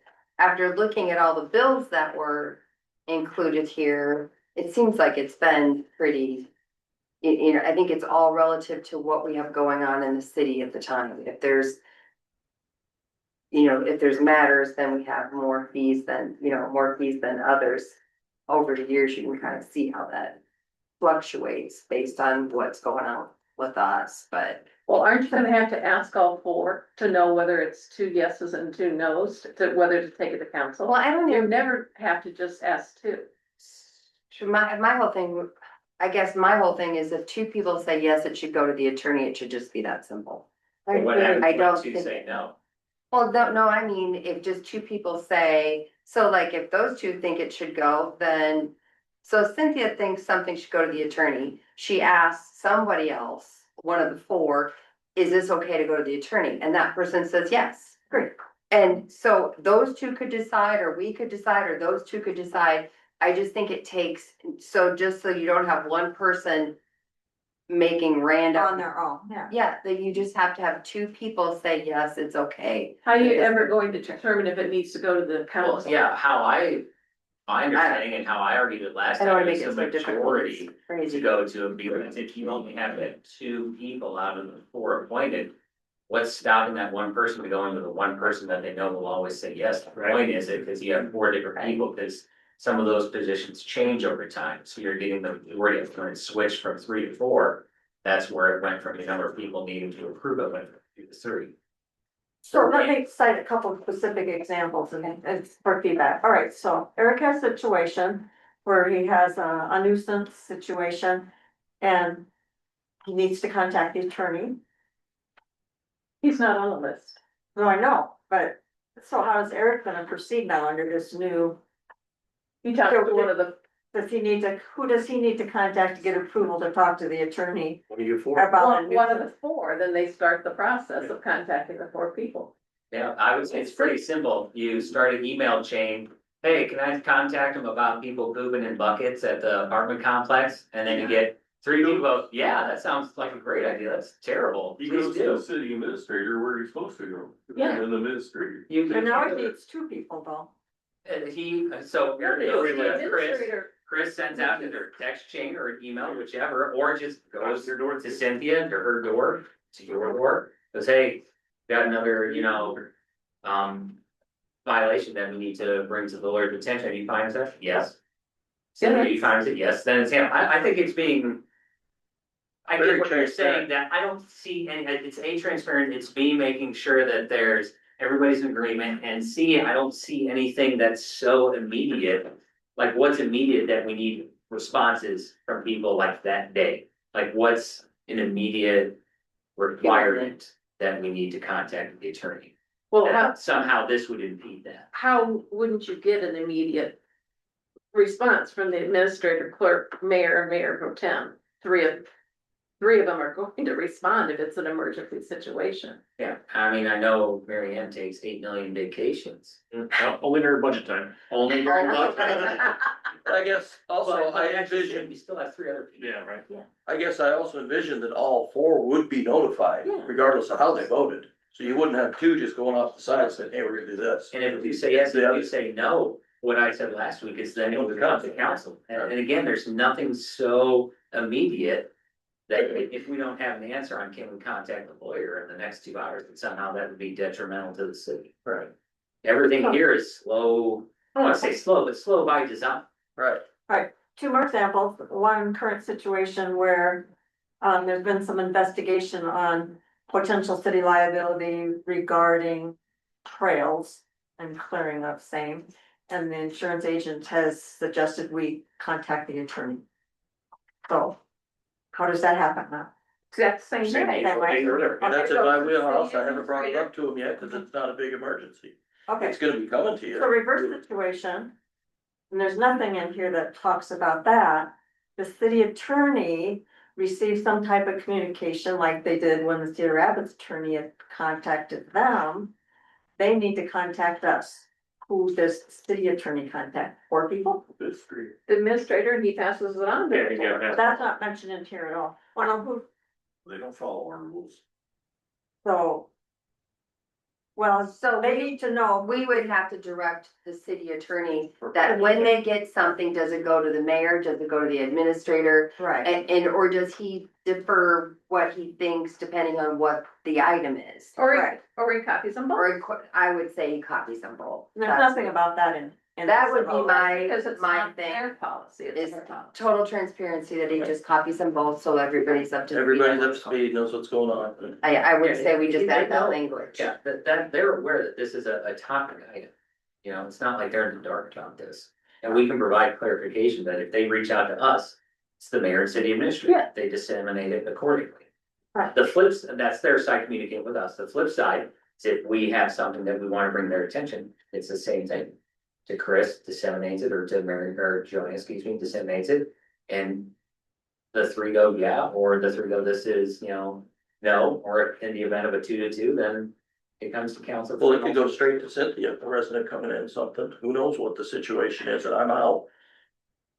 She can start the email chain to all 4 individuals on this. As soon as she has 3 yeses, it goes. You don't need the response from before. Okay. Cause there's gonna be situations where we're in myself, anybody's out of town, yeah, you just need the 3 votes, the 3. Could be gone. She So could we need to Grace let, has cell phone reception. so we need to let the city attorney know if they have one point of contact or not, and I would recommend putting it in our resolution, even though it's not their resolution. So that 2 years down the road, we know how that happens. So I think we decided that they should just include both of you for continuity, Communication to the city. the mayor and the The city administrator, administrator. yes. Fine with me. So approve as amended to add that. You were gonna ask something, Dan? Well, just throwing out a scenario, so let's say. Cause just to me, this all just feels very micromanaging, but. That's a word that it is now. So if the mayor had a question. I know we talked at the last meeting, you thought it was 2, but if the mayor has a question and it's they're gonna round up to the nearest hour, but it's a 5-minute answer. That's what, $150? It's 15 minutes, I think. I've seen. Yeah, things probably. where the building- I think it is quarter. They could So, change that yeah. at any time. But we have purchase agreements where there's employees that can. Spend with more flexibility. Than what we're saying the mayor can with legal representative or legal counsel. Anybody can, not just the mayor. It takes, Chris can't contact the attorney just on his own. I can't contact. It's not just pointing out the mayor, it's all 4 of us. And believe me, for years, I've reached out to the attorney on my own, and that won't happen anymore. It's not just limiting the mayor. It's making a process that we're all aware of, It used, transparent, right to, for it everybody. used to be where like a council person could just call and talk to the attorney. You know, oh, we're talking about this, how does that work? Mhm. And then it got to the point that it was pretty loosey goosey and people were just calling and then we're like, we just can't have that. So then it kind of went to mayor and clerk. But Yeah. this is just bringing a group in, make a group decision, or know that we have to throw it to the council. Yeah. So there was a time when like I could call and just say, hey, we're talking about this, are there issues or concerns? But now you kind of have to, we've got people for that. Yeah. So. Soon half the stuff would come in a staff meeting, right? What's that? Half the stuff probably just come in a regular staff meeting when you're all there. When When we- the attorney or not on certain issues. Development agreements, stuff like that, and all that stuff goes, annexation stuff all goes, but right, so moving forward, that would be something that. The 4 of us would be contacted on, and the 3 of the 4 would agree, yes. But usually staff meetings don't have legal issues. Yeah, we don't have. We don't have stuff, there's, the building does, nuisance stuff does. The new question on the insurance thing I presented to Charlie. Their recommendation was go to the city attorney. I've been kind of dragging my feet because I'm not sure that's the route we want to go. Joe and I have been talking about it quite a bit. That I'll probably bring to council before I'd ever go to the attorney on it. Just to see your input for free before we spend money on it, see what you guys think. Kind of stole my thunder there, Joanne, for next month, but Oh, that's really kind of where teaser. I was thinking about going with that, was to come to council to get the free input before we spend money on an attorney and see what you guys think. You guys might have some free input that solves the problem. Yeah, whatever, it's still a council, so. They're getting paid $1 a minute these days, though, you know, for being here. Well, you know, I think that's a better strategy than running to the attorney right away with everything. It's just, you know, we come to conclusions in house, maybe solve it ourselves.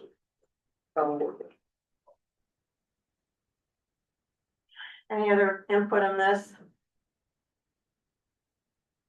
The majority is 3 out of 4, or you need 3 yeses.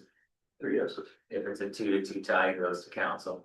Works for me. And we inform the attorney that communication is The carbon mayor copy to the again. mayor, the Yeah. administrator. So if it does need, let's say tomorrow we get a situation that needs to be addressed before the next council meeting. Like, same thing, I mean, my answer is the same, okay, if you get something, hey, we need to address before the next council If meeting. it's that urgent, then If we it's have that to urgent, special so meeting. urgent, Those 4 people are all gonna say yes. if it's that urgent, like, No, I mean, you can't ask them that outside of a council meeting, though, that's a vote, No, so. the 4 people on this resolution, Right, if it's that urgent, it's gonna be that urgent in all 4 of their minds too, and there are 3 of the 4 are definitely gonna say yes. and if it is so urgent. If it's frivolous, people think- There's a chance people might say Two no. and a 2, then we have a special We meeting. have a if it's so urgent that it requires a special council meeting, I don't see that scenario, but then we have a special. okay, all right. So do you wanna see this updated one more time, or how are you, what's the motion gonna be? I would move forward with the amendment, or amending that we've done. Tonight. Regarding the attorney contacting us? Yes. Have a motion on the floor, Second. all in favor? Aye. Oh, sorry, it's a resolution. So roll call, Tom? Aye. No, Aye. Thank you. Okay. Moving on, number 13. Mayoral appointment of Mayor Pro Tem. I'd like to appoint Mary Ann Wainwright as our continuing Mayor Pro Tem. Boo. Thank you, hopefully I don't have anything to do. Do you like to read your oath of office? thank you. No, sorry, No, never mind. no. Frankie was the only one that had to do his oath. I think I have to do mine, but. All right. So I just appointed, we don't need to vote on that, that's one of the few things that I get to do by myself. Number 14, mayor appointment of library board liaison, Dan has been serving in that capacity, thank you, Dan, for your service. Moving forward, effective January 1st, I am appointing new council member Deb Molly in that capacity as she leaves the library board and joins the council. No vote needed on that one also.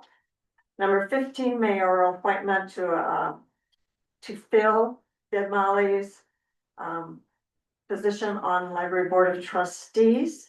I am appointing Paul Molly. This vacancy will take effect as of January 1st, and the term will end. This is a little bit different. Library board terms are different than some others. And that term will end July 1st, 2026, because it's a partial term due to a vacancy. So no vote needed on that. Number 16, council does need to approve or discuss and approve Gary Pribble being appointed to the Board of Adjustment due to a vacancy with Cindy Anderson joining the council. Do I have a motion? That's a 5-year term. Section, you served on P and Z for how many years, Chris? A lot. As knowledge. Yeah. I second it. All in favor? Aye. Thank you. Item number 17. Similar thing, but this time is to reappoint Steve Huber to the Planning and Zoning Commission for a 5-year term. Motion? Second. All in favor? Aye. Aye. Thank you. Number 18, another reappointment, Sue Chapman to the Planning and Zoning Commission for a 5-year term. Motion? Second. All in favor? Aye. Aye. Thank you. Number 19. West Cemetery Road Realignment and Reconstruction Project. First item, resolution to approve change order number 2. Shane, please. Yes, this is signed or change orders for couple additional signs at that temporary drive that Limerick Lips' property on Spelman Road and West Cemetery Road. So, was there not signage in the original quote? Or was just that temporary drive that went over to like where the Breck's Yes, property is? if you're turning off the highway, you're going up Stallman, Yeah, then cut through the. Cut through. They put that temporary there. okay, Yeah, like I it was said, a temporary yield sign because it got a little narrower, yeah. so that's kind of one way for a little bit. it wasn't much. I went out there that day. We looked at it. Mary Ann brought up a great point that we had the signage on the Eagle View side, which you can see clearly across that one. And this Stallman Road side was a blind intersection you couldn't see, so it made sense to have the sign there too. So it wasn't a big change over. So change order number 2 is $495. Shane, Oh, yeah. There's two on first one. Yep, that's my understanding. Yeah, that's what it was for. Motion? Second. roll call, please. Aye. Aye.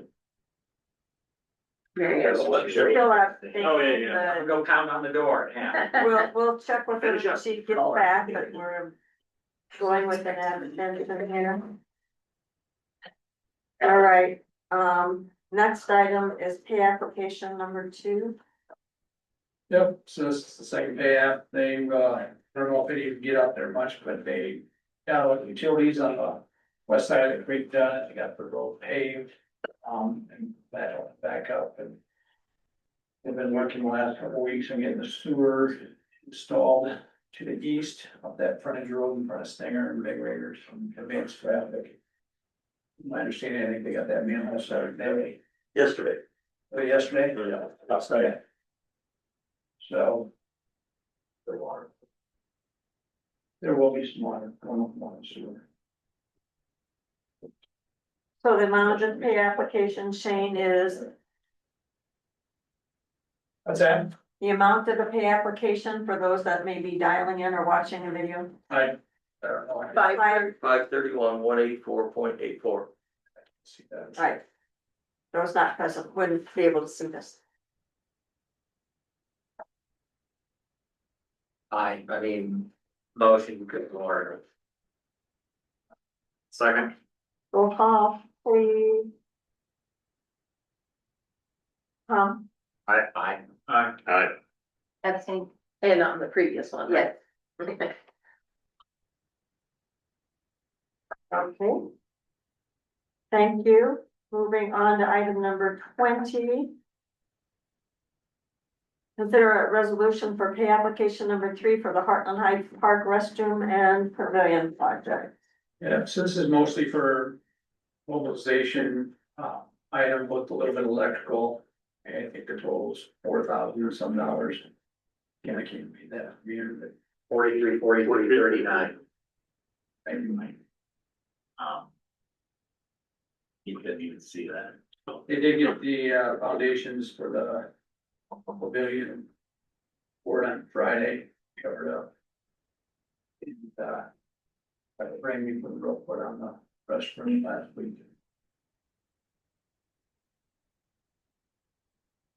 Motion made. Second. Roll call, please. Tom? Aye. Aye. Thank you. Moving on to item number 21. Two items under here.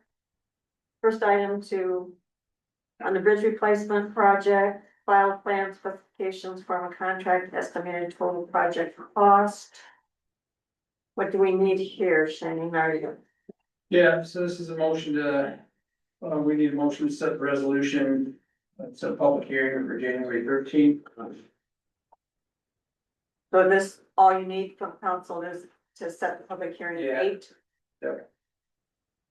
January 13th. Motion. Second. Roll call please, Tom. Aye. Aye. Move on to item number 22, resolution to file the plans and specifications, set the public hearing date of January 13th. And to set bid dates and bid opening dates. So public hearing, January 13th. Bids going out, sounds like by the 12th. Yeah, this week, yeah, bids. Bid opening date, looks like it's January 14th. Open bids on 14 and then. Award council date. will consider it at special meeting in January.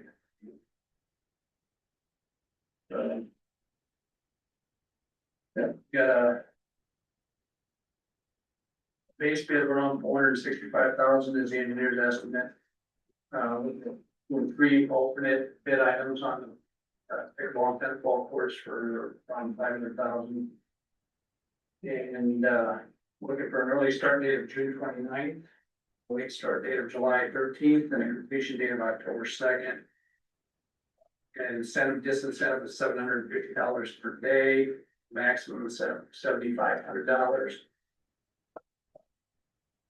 As Mayor Beard mentioned, we'll be in bids at 11 a.m. on January 14th. So consider it on 20th. Public hearing on the 13th of January, that's regular council meeting. So. Any questions with that?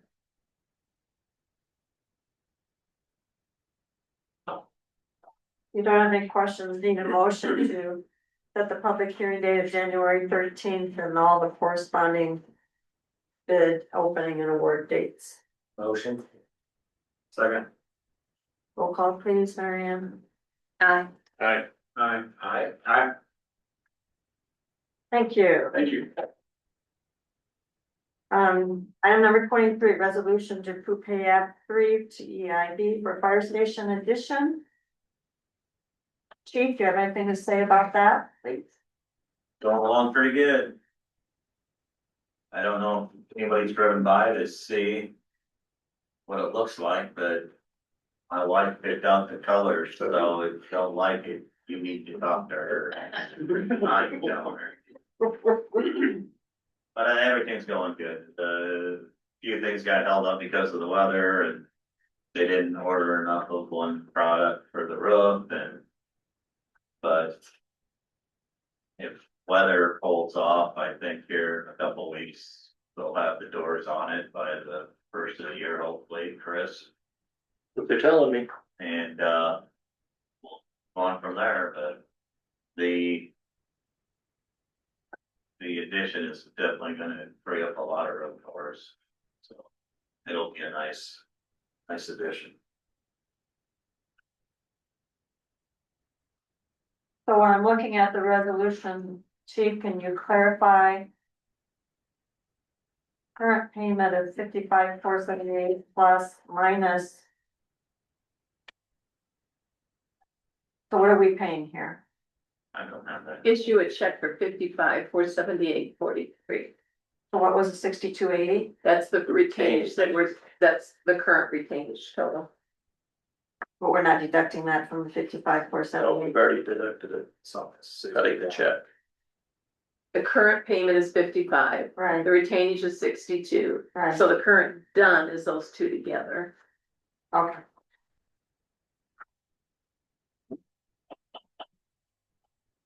Need a motion for Motion. Chief? Second. Roll call please, Marianne. Aye. Aye. Aye. Thank you. All right, item number 24 is setting a public hearing date only. January 13th would be the public hearing date to consider a potential zoning code revision concerning multifamilies. We're just setting the public hearing date at this point in time. So moved. P and Z has to do some work yet, right? Eric? Next week, Second. roll call please. Tom? Aye. Aye. Aye. Aye. Aye. Okay, item number 25, consider resolution for transfers. Cynthia? Open it up and send everyone else to the reference.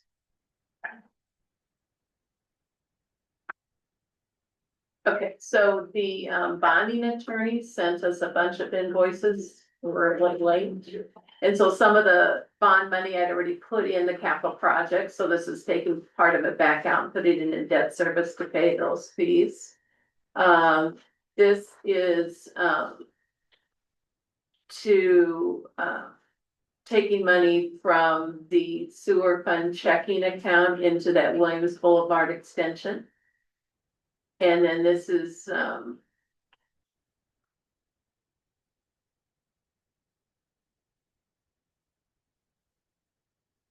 oh, okay, the 25, I thought, why did I do two of those? Now I remember. The 25,000 is what the people pay for their connection fee, and that went in the sewer fund checking, so that's moving their connection fee over. And then this other 44,560, that's the balance of the project costs coming out of the sewer fund checking into that capital project. And then this was a balance. We got another invoice from the railroad. And so this is just funding the payment of that. Out of a different street capital project, sorry. And then the totals. The total amount of money being transferred is 175,73.93. Yeah. Need a motion to approve those transfers? Motion. Second. Roll call please, Marion. Aye. Aye. Aye. Item number 26, discussion of possible motion concerning the 28 agreement that we currently have with payroll for building services. Chris, gonna talk about that? Yeah, I'll talk Could you about please- this. I'll start us off with it. Could you, please go up to the podium, thank you.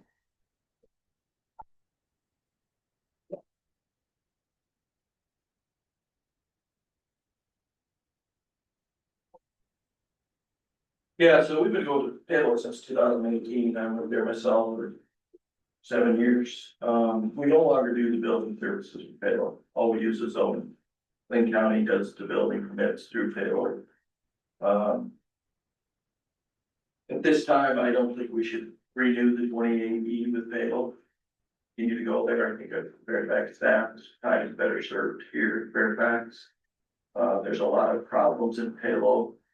And even when I was still going there, we end up in the middle of a lot of their nuisance issues, which is what we're there for. With Eric being the new building official, he's got a lot of certification work to get done. I really think at this time, we should. I think it comes due in March, doesn't it? Cynthia? Yes. The payload 2080 agreement, but we have a 90-day notice we have to give them that we're not gonna come, so I'm asking you to entertain the idea of no longer honoring the 2080 agreement after it expires and keep our staff here in Fairfax. What's the percent of time any given week that you spend in payroll compared to Cedar Rapids? Fairfax, sorry. Well, I've got it set up now to be pretty streamlined. I go there 3 days a week for approximately 2 to 2.5 hours each time. If they have something special come up, that's when I will go there on my unscheduled day. So Monday, Wednesday, Friday, 2.5 hours a day, and then the rest of the time I'm here. plus any P and Z. And then P and D meetings. In the evening. And basically you got plenty to do here, you don't need to spend I've got a lot to do. 8 hours every week over there. With the advent of TTS, you know, there's a lot going on there too. Yeah, there's enough to do and not being as involved as Fairfax is, just doing zoning. I mean, I'm writing fence permits. I mean, I think it's something they should look at. And as far as the inspections that I do on the houses that are being built there, I literally make sure they have the trees, the grass, and the house number on the house. I don't do anything inside. I look at sewer connections when they start to build up property up during excavation, and that's it. So not as nearly involved as Fairfax is. Run its course, it's run its course, a lot's changed in 7 years. Yeah, that's what I was gonna say, what it started like when you first started compared to how it's evolved now, it seems like. What you spent, more spent, better spent time here.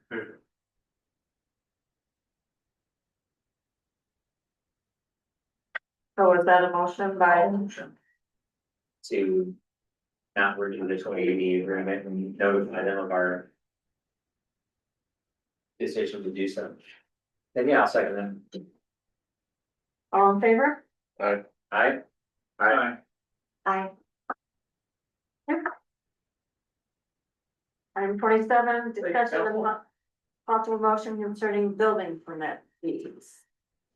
Looks like Eric's gonna talk to us about that. Figure out the caption on the table right there.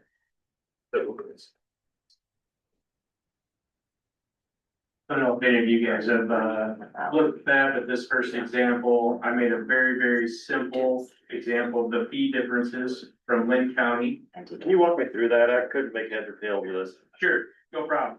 On the left, you'll see Fairfax permit fee map. This is a structure that we use to figure and tally a building permit to build a new home. This is just the building permit. So, This is just the building permit. this is just, yeah, a building permit for a simple example. Now, we originally years ago adopted Lynn County's slide rule on how they schedule permit fees. I know it's been brought up in the past, not raising fees. I get that. But when you look at Lynn County and the rural communities that they serve that are listed down below, Central City, Center Point, Lisbon, Mount Vernon, Pale, I could go on. Those residents there are paying on the column on the right for a new home. You can see that the tally in the green is $1,616 for a simple permit fee for 1,500 square foot. We're charging $664.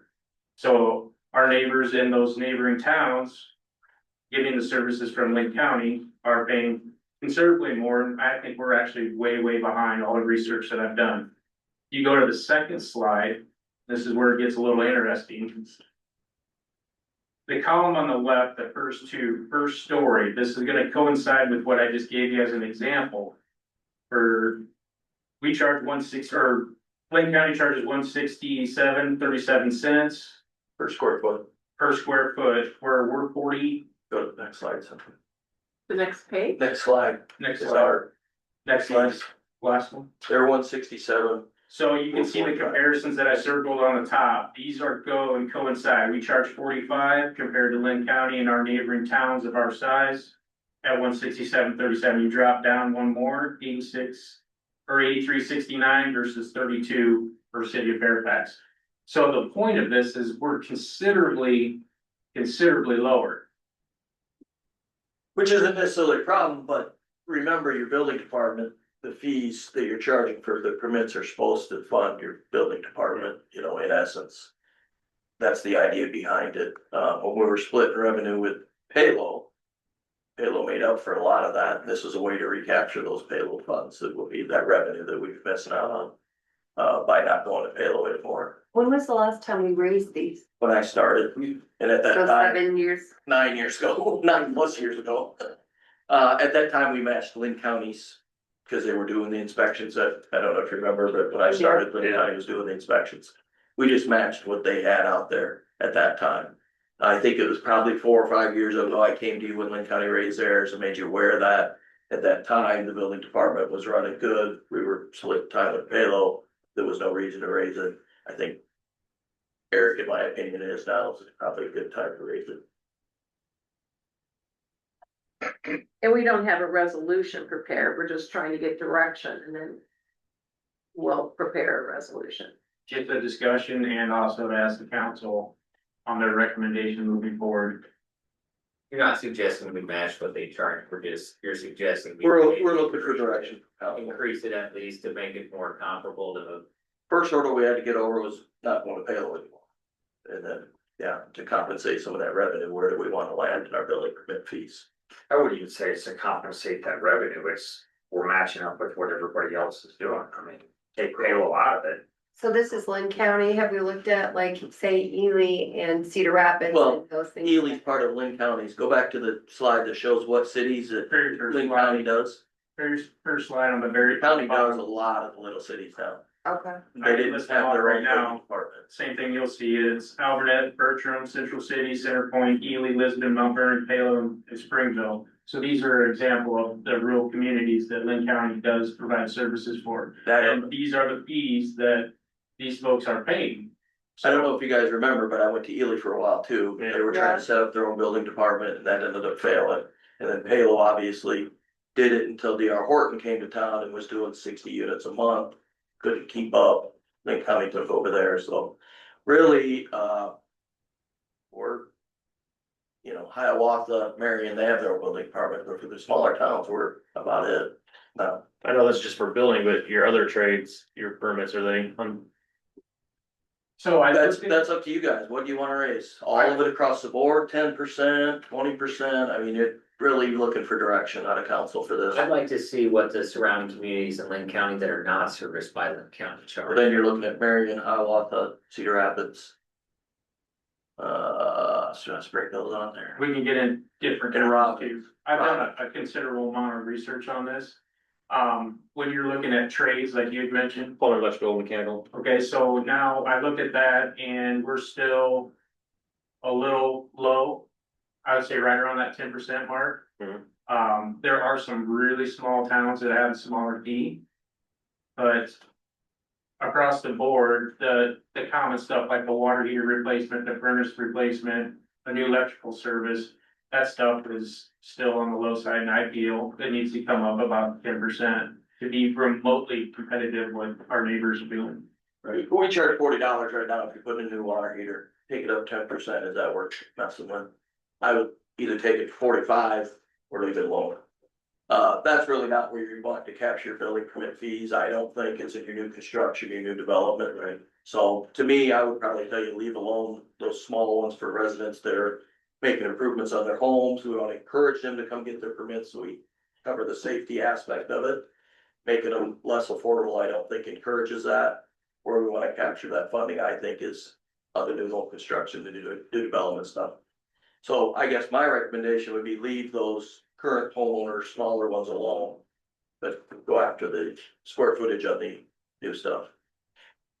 Is that how you're charging the other ones off square footage? Yeah, that's how you do it, it's off square footage. I mean, for like plumbing and electrical and everything too? Yes, Yeah, okay. yes. I know some people do it like per cost of job. Well, we used to do it that way when I started, but now we switched right away to square footage, just simpler, it's, yeah. Nobody wants to count, huh? For the new New construction. construction, yeah. Nobody wants to count outlets. God, I think I've got permits in the past out that way. Yikes. Yeah, I think it's worth looking into. Come back with some Direction. sort of fee structure that you think you'd wanna go with? Get competitive. Comparison with everybody else. And then again, just kind of the example I gave for the new construction, it is literally the towns that are being served by Lynn County that are our size or bigger, and some are smaller. And you haven't adjusted those other permit fees either, when I. We haven't adjusted anything when I started. No, We're gonna come in with the right of way permit. That's where Here, folks are all bringing back the recommendation. Yeah, Is that the council guidance? The guidance you're giving Eric to kind of come back with proposal? Yeah, so that is my motion. Or direction, I guess, not a motion. Right. Okay. You're good to go, Eric? All right, thank you for your time. Okay, item number 28, discussion of possible motion to hire a public works employee, Logan House. So we're looking to, we had 3 applicants and, out of the 3, we chose, to offer Logan House the position. This is to replace, Eric's moving up to where he's at now. Assuming it's to start sometime here a few weeks after it was okay, so probably first part of January. I believe Chris worked out something for 24 an hour. And, that's our recommendation. Logan did interview really well and had I thought, a really good, understanding that this isn't an indoor job. This isn't always warm and comfortable where you're working. So that's what I guess I really took away from the interview with him, is he understood that.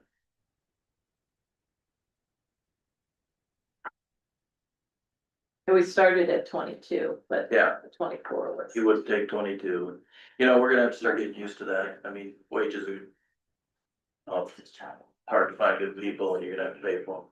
I think I go back to the example, you earn $20 an hour working at Dunkin' Donuts. Well, and the construction sites, you know, it was a big personnel draw. They're way overpaying too. There's a 90-day break period and. Yeah, It is, right? Motion, hire. I was just gonna say, Logan, okay, go ahead, the motion and I'll. Second? Someone? Second. Oh. All in favor? Aye. Is Logan here? Yeah. Thank you. Okay. Moving on to item number 29, there's 2 parts to this. I have a couple of recommendations based off of the 2 parts. The first part is possible motion concerning Lynn Miller's retirement. My recommendation is that we decline his retirement request. All in favor? He's not amused. The second part of this is a proposal regarding restructuring the Public Works Department. My recommendation, but is subject to council approval, is to move this item to the January agenda in order to allow the 2 council members to be involved in this discussion. I agree. Why would you? We're elected I'm to make confused, yeah, decisions why are we? until December 31st. Why would we postpone? Because it'll be the new council will be the ones that will be working with any restructuring. That would be Chris's duty to do that. What? I guess what is your pros and cons for wanting to push it in January? I'm not expressing an opinion on the plan, I'm just saying. Out of fairness to 2 new council members, in order to provide them input into this process, we would need to move it to January. What's wrong with the process and that? The issue is there. So as opposed to like leaving it the way it is, as opposed to making 1 person instead of 2? I'm not commenting on the structure, I'm just saying the timing. I don't see a reason to postpone it. I understand what you're saying, but their decisions or their input is no greater or less than the council members that are currently on the council. So, according to our current meeting rules, it states that the council has the authority to rearrange or move items during the council meeting. So that's why I'm asking for your permission. I'm not getting positive feedback. I don't see a reason to. I don't want to set that precedent. Why would we be so insulting to Nick and Tom that somehow their decision making is somehow gonna be affected by the fact that they're not I actually have Coming next month. the opposite opinion that you, like, I'm thinking that we've actually seen what it looks like with two people and know how that works. And if they're comfortable thinking that it would work better with like how most people do it with one person. So your question is. to Yeah, I'm looking at discuss it just the opposite A, way that you discuss it, are, and is that B, do we, you think that the people that we're asking to do it feel Are the comfortable ones- with that change? yeah, cause we're used to You've two. already, this council's already been working with the group. The next council has no information really of what that group is like. I don't see an issue with it. My Here's the view- person my that view- asked, it's Brian right there. What do you feel, Dan? I'm taking people out of it. So my view is it's a structural change to the organization. And a new council, I mean, you look locally, nationally, whatever it is, people come in and should have a say on what that future structure is. They do, effective January 13th, which is the next council meeting. I just don't know, like, as long as I've been doing this since 1989, I don't, we've never done this. We've never pushed something to another meeting just so that other people could vote on it. Yeah, I don't see a Well, point. I guess I also have an issue with the approach on this too, because, so it comes up and we're having a public conversation about it. So let's say we vote no, right? We're the bad guys. Instead of, I know we've tried to avoid this in the past. I don't think it's the right way of going about things, but actually having conversations, not as a full council, but individually getting feedback on what structure should look like, various ideas, versus having them just out in the open in a council meeting. Isn't that what we're doing right now? Yeah. The department heads are sitting right there. You're saying we should not be doing this in an open meeting, is that what you're trying to say? I'm saying that as far as a proposal that is coming out from Chris in this instance. If we're asked to vote on it, right, it's a motion, right? So it's not like, I'm gonna go do this, we're like, okay, have at it. We're gonna vote on it. I think something like this that is more, because it's a restructuring, it's a bigger conversation. And there's people involved. Probably ideally shouldn't have happened for the first conversation to be in an open meeting. Well, I mean, the people have already been discussed with, otherwise it wouldn't be here. Do you think we would be just like blindsiding Brian with this if he wasn't on board? Yeah, we've done our back work on staff meetings, department meetings. We've restructured all the job positions to accommodate for this, and we're just looking for approval from councilwoman. I think Understood. what Chris So- and department heads think is that we're just doing our job. Yeah. And we're presenting our recommendations. It's an open public meeting, transparent. And that was the first thing I think I mentioned to you. Best recommendation I had, but Okay, You can't retire. so, you're better. all right. Why don't we have a conversation about what we're doing and what it looks like? Structure. Yeah, why don't we talk about what we're actually considering here before we get into all this? Well, that's what I'm saying. If you're saying, no, we have to do it tonight, not January, then let's proceed. See what the proposal is like to figure out proposals. All right. So, yeah, Lynn is retiring finally. Was threatened for years. He finally pulled the trigger and submitted the letter of retirement, which honestly, I think shocked a few of us. Goes to Alaska once and then retires. I liked it. So when Lynn came to and brought me that, we had a nice conversation, and of course, I wish Lynn the best of luck in life, I'm sure he'll be around probably more in the office. But anyhow, first thing I did is went to Dallas Chandler and said, you know, Lynn's retiring. You're moonlighting with Cedar Rapids right now, this is your chance to come back to Fairfax and commit to Fairfax, and he was gonna think about it, and I never did hear back from him. So immediately, without hearing from him in 2 days, I went to the next step, and like Lynn said, his first recommendation was put put Brian in charge of the maintenance shop, don't replace someone at the top, we'll streamline the department. Give Brian the overall role of, what do we call it? Public Works. Public Works Director. Public Works Director. Obviously, I'm suggesting that comes with a significant wage increase. Brian would have two men below him that directly answer to Brian, and myself will divorce, but they will answer directly to Brian. Brian will give them their duties for the day.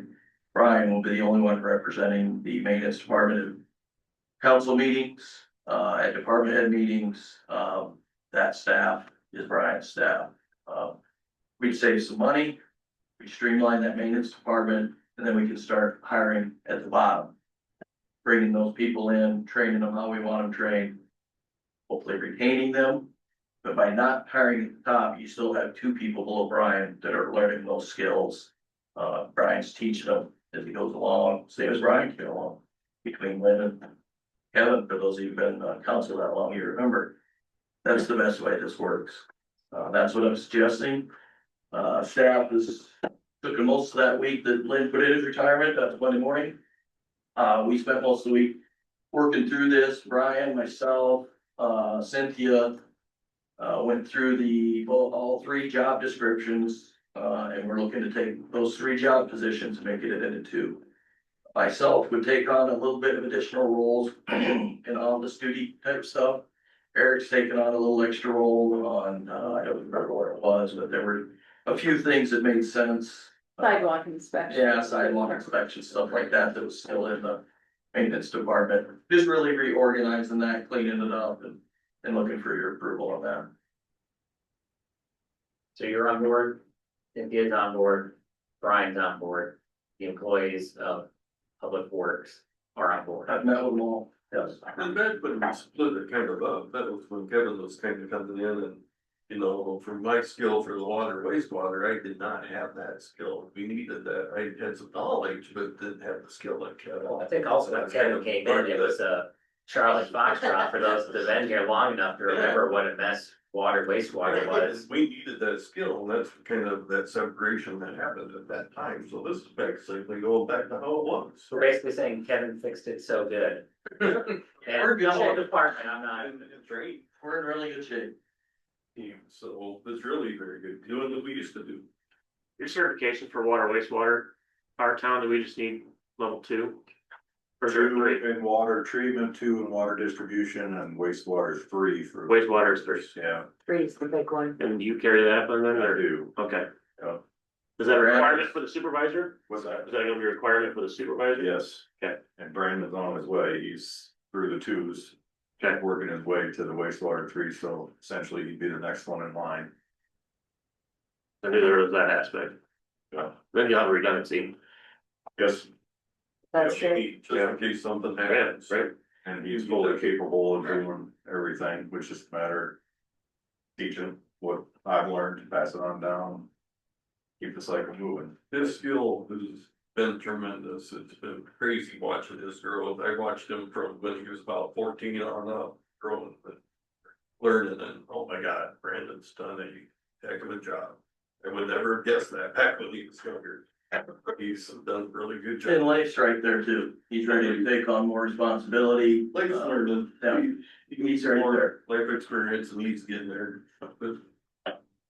You're talking about the culture that you guys have created over a number of years, and you build from the bottom up and you all work together, all reference just moving snow, right? I mean, that's a team effort, and building that up and moving up, and it seems like, to me, this is a natural progression, you know, to where it goes to one person, and you're just disseminating out amongst both departments. So it's like a natural transition to me. It's a win-win for everybody. They all have their own skill sets and they all work together. Everybody feeds off each other's skill sets, and it's a good team. With this restructuring, who do you envision putting into these positions? They're there. Are they in there? Oh, I got Brandon and Leif would, you know, It be just has the, it doesn't. Brandon's already the lead operator. We just changed the job description a little bit. right. So then, And Brian is already the water wastewater supervisor, we just added the other public works stuff to his public works director job description. So he'd be both roles? Yeah, there'd just be one position and he would be over all public. Oh, I'm reading this wrong. It just, Okay, I'm thinking there's 4 positions, I was like, no, it's just showing you the two old job descriptions for comparison. yeah, I now see the dates. Yeah. Sorry.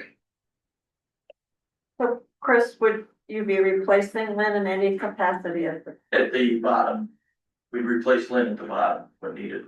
but you're not asking the council for? No, position at this we're time? not looking to, put out applications at this time. As we get closer to summer, the mowing season, we'll probably be looking to bring another guy in at the entry level position. Keeps working well. I'll see why we would change it. We have promoted from within repeatedly, it works out. One time we brought someone from the outside. Worked out less well. So I don't. And we're going back to how it was. Now that things are running smoothly, I don't see an issue. Well, Brian's got, he worked in all departments, right? You know, we haven't still, you work wastewater, yeah. There's still a lot of cross training and helping out. Everything's cross, yeah. And we'll continue. Right. So any other questions for Chris, council?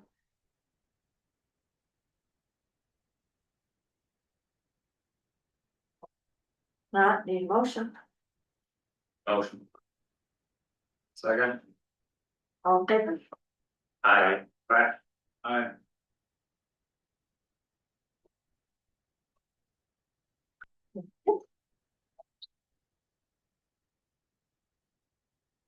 Okay, item number 30, discussion and possible motion concerning 2026 employee compensation.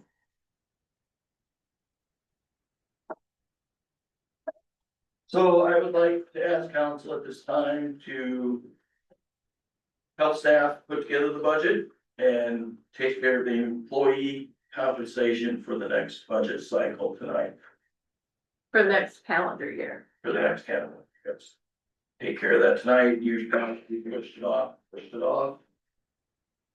So my recommendation, based on the approval of the new water sewer supervisor, Brian Berta, a $6 an hour raise for taking on those new responsibilities, plus a 4% cost of living increase.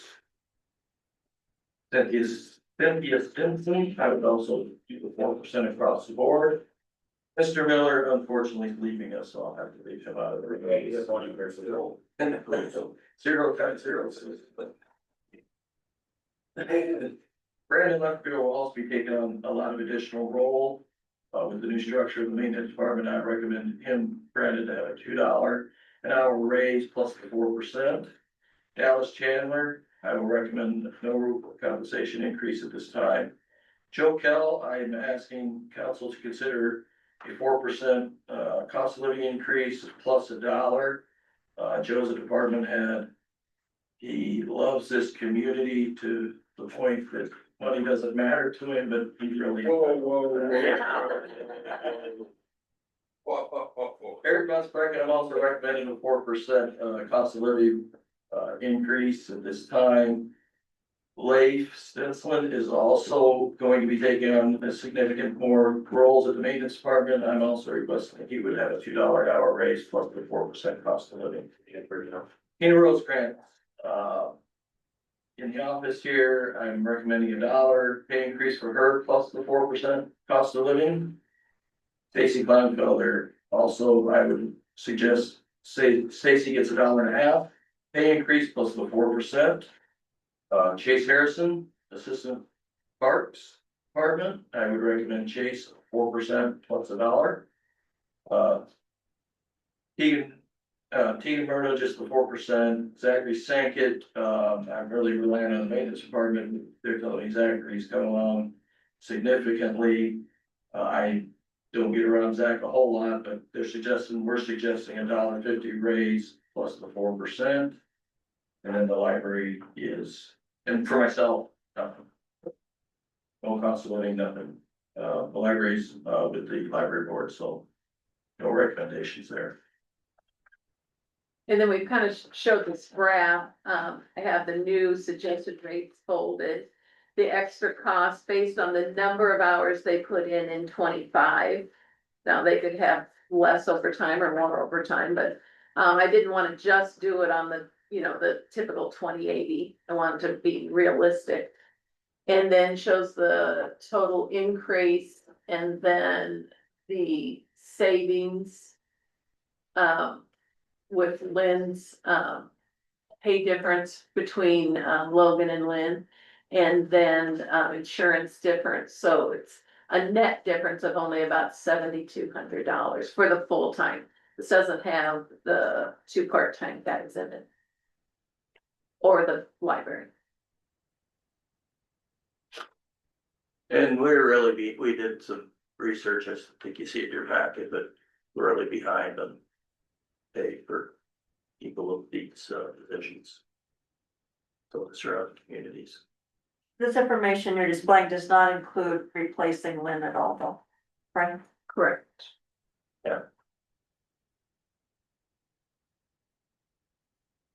So to summarize, City of Mount Vernon had a 4 to 5% increase. Ely was hard to read what that was. Center Point was 3 to 4%. Marion went down to 3. They were at 3 the year before, and the year before they were at 4.25. So everything's in the ballpark. Urgent. Brian. It's to say there was not even that percent increase compared to what everybody else has. It was Dallas, he left us after being here for several years to make $1 more an hour at an entry level at another town. It would, anybody off the street would have started where Dallas did. And got $1 more than what he was making here. That's what we have to really keep in mind, is retaining those people. I don't remember her name, but she was an intern that Kevin wanted to hire. Oh, yeah. And she took an entry level position down in Corville or Iowa City for $27 an hour. I don't know what she's thinking now, I guess she's closer, she moved up the ladder, yeah, I think she's closer to 3. And I think that was part of, That's only a couple years ago. and that's something that I've talked about, and I'm guilty of not following up on it.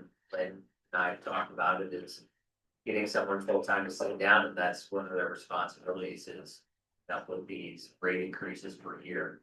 As we sit here and we have time argue over pay rates forever. Yeah, but this has got dollar and percentages in it. Right. See, that does make me happy. That kind of tickles me. No, I'm not making it unnecessarily complicated. Well, and I think these kind of recommendations, that's what an administrator. And that's part, and that's what I'm getting at, is that what his role is, and outside of, Joe's raise, I mean, everything else I'm happy with. If you exclude Birmingham, anyone that's getting $1+ it is a 9.5% increase. Yeah, but again, just look at Dallas, as what he can do as a, just a guy walking on the street. 3 years, he's $36. Yeah, and Taylor jumps $6, 3 years. You got a good team, you wanna keep them? We have lagged behind in the past. anyone can go walk out the door and make what they're getting more right now. I guarantee. It's even true in my realm as a building official. Iowa City had an opening, not that I'm looking because I love Fairfax. But it was emailed through International Code Council, which is also where you look to get people to interview for my position. At a starting position, no experience, obtained licenses in a year, starting at 65,000. That's walking off the street, no background in it. Just the promise that you'll get your certs in a year.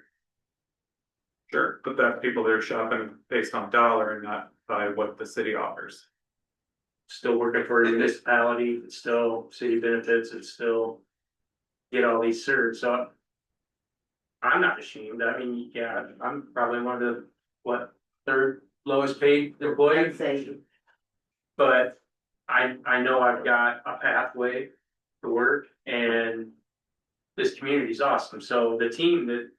I've said this before, even in interviews, I'm 51 years old, And I've worked in violent situations, I've worked in toxic places, I've worked in trades that we talk mad crap to each other, and this environment is very unique and very special. I strongly urge that you try to keep this tight and going and growing, because I mean, even though I got this new position, I miss working with you guys. I mean, When it's you great. got that younger employee that has a family, they are looking at that dollar. They are. And you gotta remember, these people that work here, myself included, we had a derecho, and I spent 10 days out with the maintenance department, cutting with the saw in my hands, and that's what's expected from the people that work here, and they know that, once they've been here for a while. So, you don't get people falling back saying, hey, that ain't my job, we don't have those problems here. Believe me, this town is in good shape, you have great employees. My recommendation is do what you can to keep them. I wish we could have kept Dallas. I wish we could have got Dallas back in because we're missing a good guy there. But unfortunately, he won't commit to the town and I can't commit to that. Well, has Dallas resigned? Right. No. All right, Still there. it sounded like, yes, okay. I just can't recommend any kind of wage increase for someone that's not committed to the town. I'd still do the cost of living, recommend that, at a minimum. You're looking at the cost of living plus the individual recommendations. Right. And we've looked at the charts in years past and we lag behind the cost of living. Even when we hybridize it in terms of percentage and amounts, flat amounts. So this is what I've been asking for 6 years, a full-time person to take it over. Right. So I can't object to what I've been asking for, so I. Minus the joke part, sorry, I gotta get that in. Proposed total increase, $7,206. That's it. We do that by restructuring that maintenance. Right, but, so if you look budget wise, big picture, $7,200. So council, you can see staff spent a lot of time on this. I'm glad you let us present tonight. Yeah. Now, I'll go back to what I said earlier about, and I gotta believe everybody else's streets were the same way. Sunday morning at 7 o'clock in the morning, it was done. Everyone else's aren't, Tom, I can tell you that, I went to Palo for 7 years, and this team is above and beyond. Right, that's what I'm Most saying, the towns. value that we have to residents, we're talking $7,200. Well, in the entire city, not just the maintenance department. Chris has started going to, trainings and group talks. I'll let you fill in. Well, they know, cause it's in your weekly newsletters, Oh, we read them, okay, but, that's it. yeah, I mean, really, we don't have problems. That most other communities are facing, I mean, we really don't, the town is in really good shape. Financially, staff, you got people that care. I mean, it's really a good situation, I just hope you take my recommendation. And retain these people that are committed to the town. So council, Motion to follow this recommendation. Second. all in favor? I'm, Hey. or is this a resolution or? No, it's just a We're on motion. 30, not 31. We're on Sorry. Yeah. 30. My bad. 31, the resolution has these, plus Logan. And I think it shows, Eric's, certification that he got, but that was before. So that's why, It's on there twice. yeah, it's on there twice, his certification and then the recommended amount, and then Logan added. Okay, so we didn't really need a motion on 30? Yeah, I think we did, because if they were gonna pick to go 3%, or they're gonna pick to go to 6%, then this resolution would have needed to be amended. All right, so we'll go on to 31, so this is approving the overall payroll adjustments. Need a motion? Motion. Second. Roll call, please, Tom. Aye. Aye. Nay. Aye. Aye. Thank you. Moving on, item 32, budget process. Cynthia, are you gonna share some information here? Yeah, sorry. So the budget schedule's changed a little bit. I think I kept everybody informed. We'll have our special meeting on January 13th. And then our special budget will be January 20th, not 27th, to accommodate for people's vacations. And then Those are people. Say, And then I think the rest of the dates stayed the same. Anybody have a question about the budget schedule? And I put in the league special budget report, they get that out every year, you can review that, before January, that'd be great. That was just an informational Yeah. item. Okay. We'll move on, 33, discussion of the budget proposals for fiscal year 27. Again, in December, we typically just do a very brief highlight of things. Again, due to the time of night and the pending weather, we'll keep this as brief as possible, please. Like fire department. I talked to Spanky about his, he typically doesn't give you a big spiel. He said he just wants to request the dollar from Fairfax for taxable valuation like he has before. He believes Walton's still gonna be at the $1.46 because of the debt. The 60,000 from Fairfax to go towards debt payments. And then he'll just distribute that, whatever that total ends up to be, because we don't even know our taxable valuation yet, nor does Walford. So that is just his request, formula. So you'll have that in their budget worksheets next month. Yes, absolutely. Okay. Library, do you want to share any information? Yeah, I can. Just Bruce, looks like he's gonna very talk. brief. Okay. Bruce Bowl, library board. So our regular expenses, budget and everything there's just negligible changes, so it's not worth picking into those tonight. We are proposing to, stick with what Chris is going through, proposing what the, was talked about previously, with the 4%, so we're proposing 4% increase on the staff for wages. That's reflected just on the salaries, but in the sheet that we've set in, we don't have any of the other stuff like I for all that done, all factored in. But those things. The big thing that we have is we are looking at a request for state funds for the library expansion of 1.6 million. But this is the first talk, so there's might be a discussion about it, just to understand where that came from, I'll tell you. So we are looking at a cost, which probably will change, but as we did it originally, a general cost of around 3.6 million. And we're looking at 200,000 from outside funding, so between foundations, private donations, what we've already got, $1 million that we've already got. We're looking at getting 2 million there, so we're asking the city for 1.6. Lot to be discussed, and we're very excited about joining with Chris in this revitalization effort, being a part of that, so a lot of discussion ahead, but that's where we're at, and we have reflected the 2 million in donation in the revenue part of the budget. Any questions? Thank you. Okay, Parks. Bear, am I okay from here? You think everyone will be able to hear me? I think so. All right, thank you.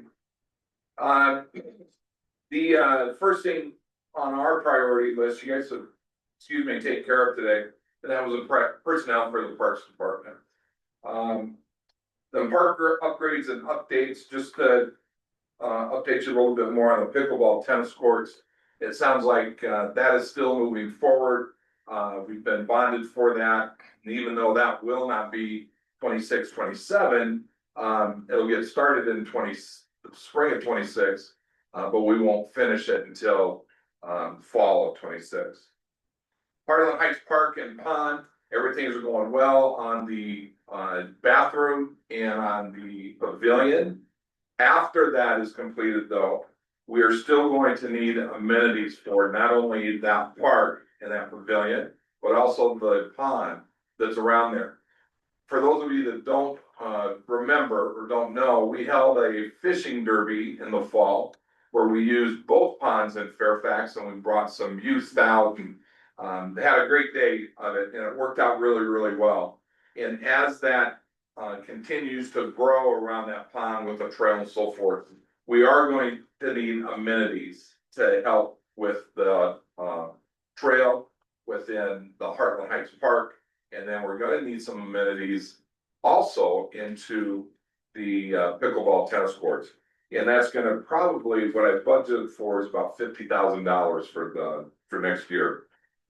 Prairie Creek Park, need a bathroom, we'll let it go right there, Mary Ann, I'll move on.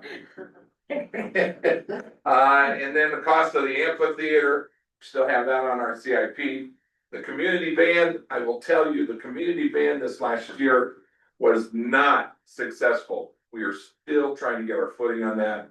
I think it's too soon to give up on it. The idea is fantastic for the community. And I'm gonna put that back on my budget for the 26-27 year.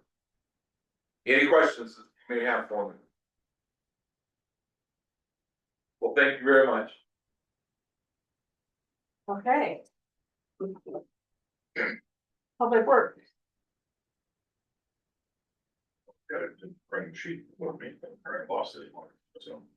Sorry, it's just letting over the top anyway. So Glenn was gracious enough to work up his past position request for priorities. We discussed some items together and we put it together, but we're presenting obviously wages. We've already went through that. The next thing on the list was the Bobcat Toolcat, that's a multi-use vehicle that you use in the day. It works with all of the skid loader attachments, it doubles as a utility vehicle and would solve a big gap in some things. We can frequently use 2 skid loaders, but that doesn't make sense. This would fill that gap. Plus leaving another opportunity for a vehicle you can get around town to do the task maintenance with the whatever it is. So there's lots of options. We believe that's a really good choice for to fill a big gap there. Power angle broom, we can skip over that one. Personnel basket is just like you'd see in a service truck, like the Extreme Power Company. It's a basket that goes on our current service truck that we could use it for lifting up to higher. Then we can reach for the basket. Right now we can only get to 16 feet at that level. This will get us to up to 37 feet. So it would be easier for fixing like the street lights if we can, the lights at the complex out, trail lights and lots of other things. Splash pad, we have to get up into the football every year, twice a year to investigate, fix, repair, pull junk out of there, so. Do you need outriggers to go up that high or no? What's that? Do you need outriggers to go up that high or no? There is outriggers. There is, okay. Yep. Next thing, concrete paving saw. We do not have one, we have a concrete saw, but it's not a paving saw, so we are currently cut all the paving. Which makes it really difficult to take it out. You can get it out, but going forward with hopefully getting some money to fix some streets that we could probably do in-house, this would be a very vital tool to help get that done. We will then tried some street joint leveling. To do that process, you have to saw it all the way through. We didn't have that ability, so they had to hire it out. When they tried it, I think what happened was they sawed it all the way through and they were able to get it most of the way up, but it needs to be cut twice. And to do that, it's impossible to schedule somebody to do that without paying through the nose to get it done, to have them on site at the time and lining up the schedule. So that would be another thing that's something we're looking into, we think is gonna work. It's just being able to be there to help the lift company get it correct the first time is a tool that is needed. We've got a street sweeper on here, that's been on here for a few years, that's kind of a, could be used, but it's not a huge deal, whether it's one way or the other, we're still looking into it. I don't think we're quite there as far as actually needing it, but just put it out there for thought process and discussion. Lawnmower rotation, typically do that every year, they take the mowers out, they're doing 100 and I think 52 acres or something you come up with is what we mow, probably it's twice a week in the spring, so. They get used and, it's by far cheaper than hiring it out. And we did some research into that, so, just to keep the rotation going, that, keep the mowers functioning without getting them too worn out, where you have to have them broke down all the time, so. Next, you got truck plan, there's nothing on that one, just listing what there are, we'll be probably looking at that, into that in the future. And then, the streets, obviously, there's all kinds of issues with streets, including some new ones that are not very. Just construction practices and what happened when they were installing it, so. If there's any way to get extra money there, we could definitely put it to a benefit, while we're still able to, before we start getting too old. And that's the majority of the highlights on that one. Any early questions for Brian on public works? Brian, should we just skip to water and sewer here? Rearrange while you're standing up there, go ahead. It doesn't matter. Go ahead. Sorry, Yuri. So for water and wastewater, it's, we did this first one, to continue with the level 4 treatment plant. Continue with the sewer line rehab every year. We got another one coming up to be good here soon and try and keep that going until we get the downtown taken care of. We found some manholes that needs some attention, that they're having heavy sulfide deterioration. So I've been investigating into that. I have not got a number back, I'm just guessing it's 15,000 for one of those, so. We'll see if we can come up with, there's possibilities we might be able to do that in-house as well, but I gotta investigate that a little further. Wastewater mixer, I had that on this before, that was we only have 4, we need 4. I'm gonna get an extra one to have on hand as a replacement when one goes down, because they've been in for 8 years now, and constant, never stop running. So, one of these days they're gonna fail, so I wanna have one on hand so we can start rotating them out and getting them fixed to keep the treatment process going. Otherwise, we're gonna have problems there.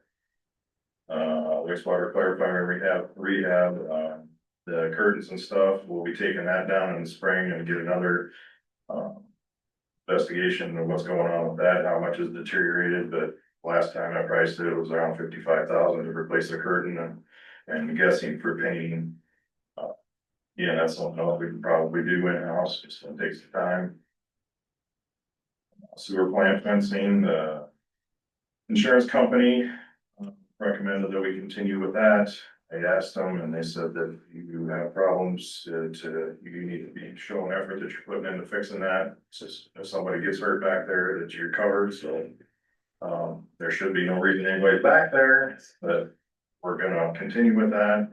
Again, that's another project, we were stretching dollars, so we bought some stuff and installed the fence, and we'll just keep going until we get all the way around.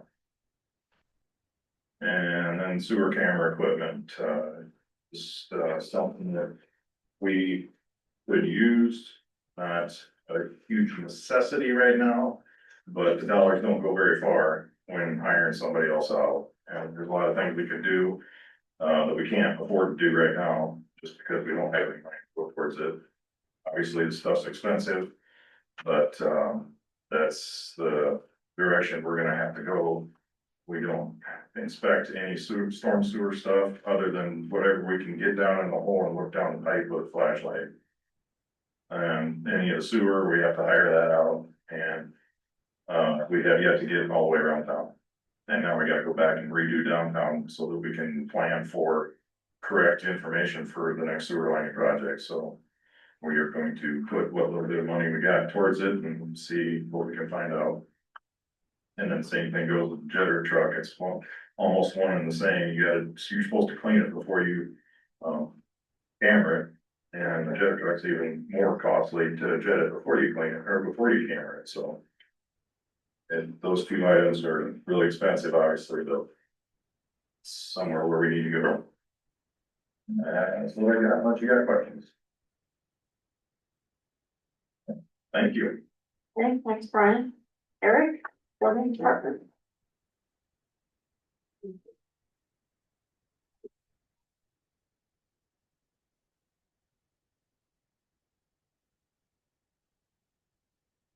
I can't actually read that, but I can tell you this is one of the very largest departments here to deal with funding.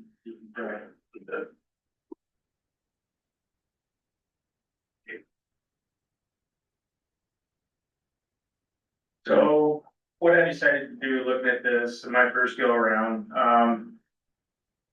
did a little increase from $800 to an estimated $1,500 just for educational purposes as far as testing fees and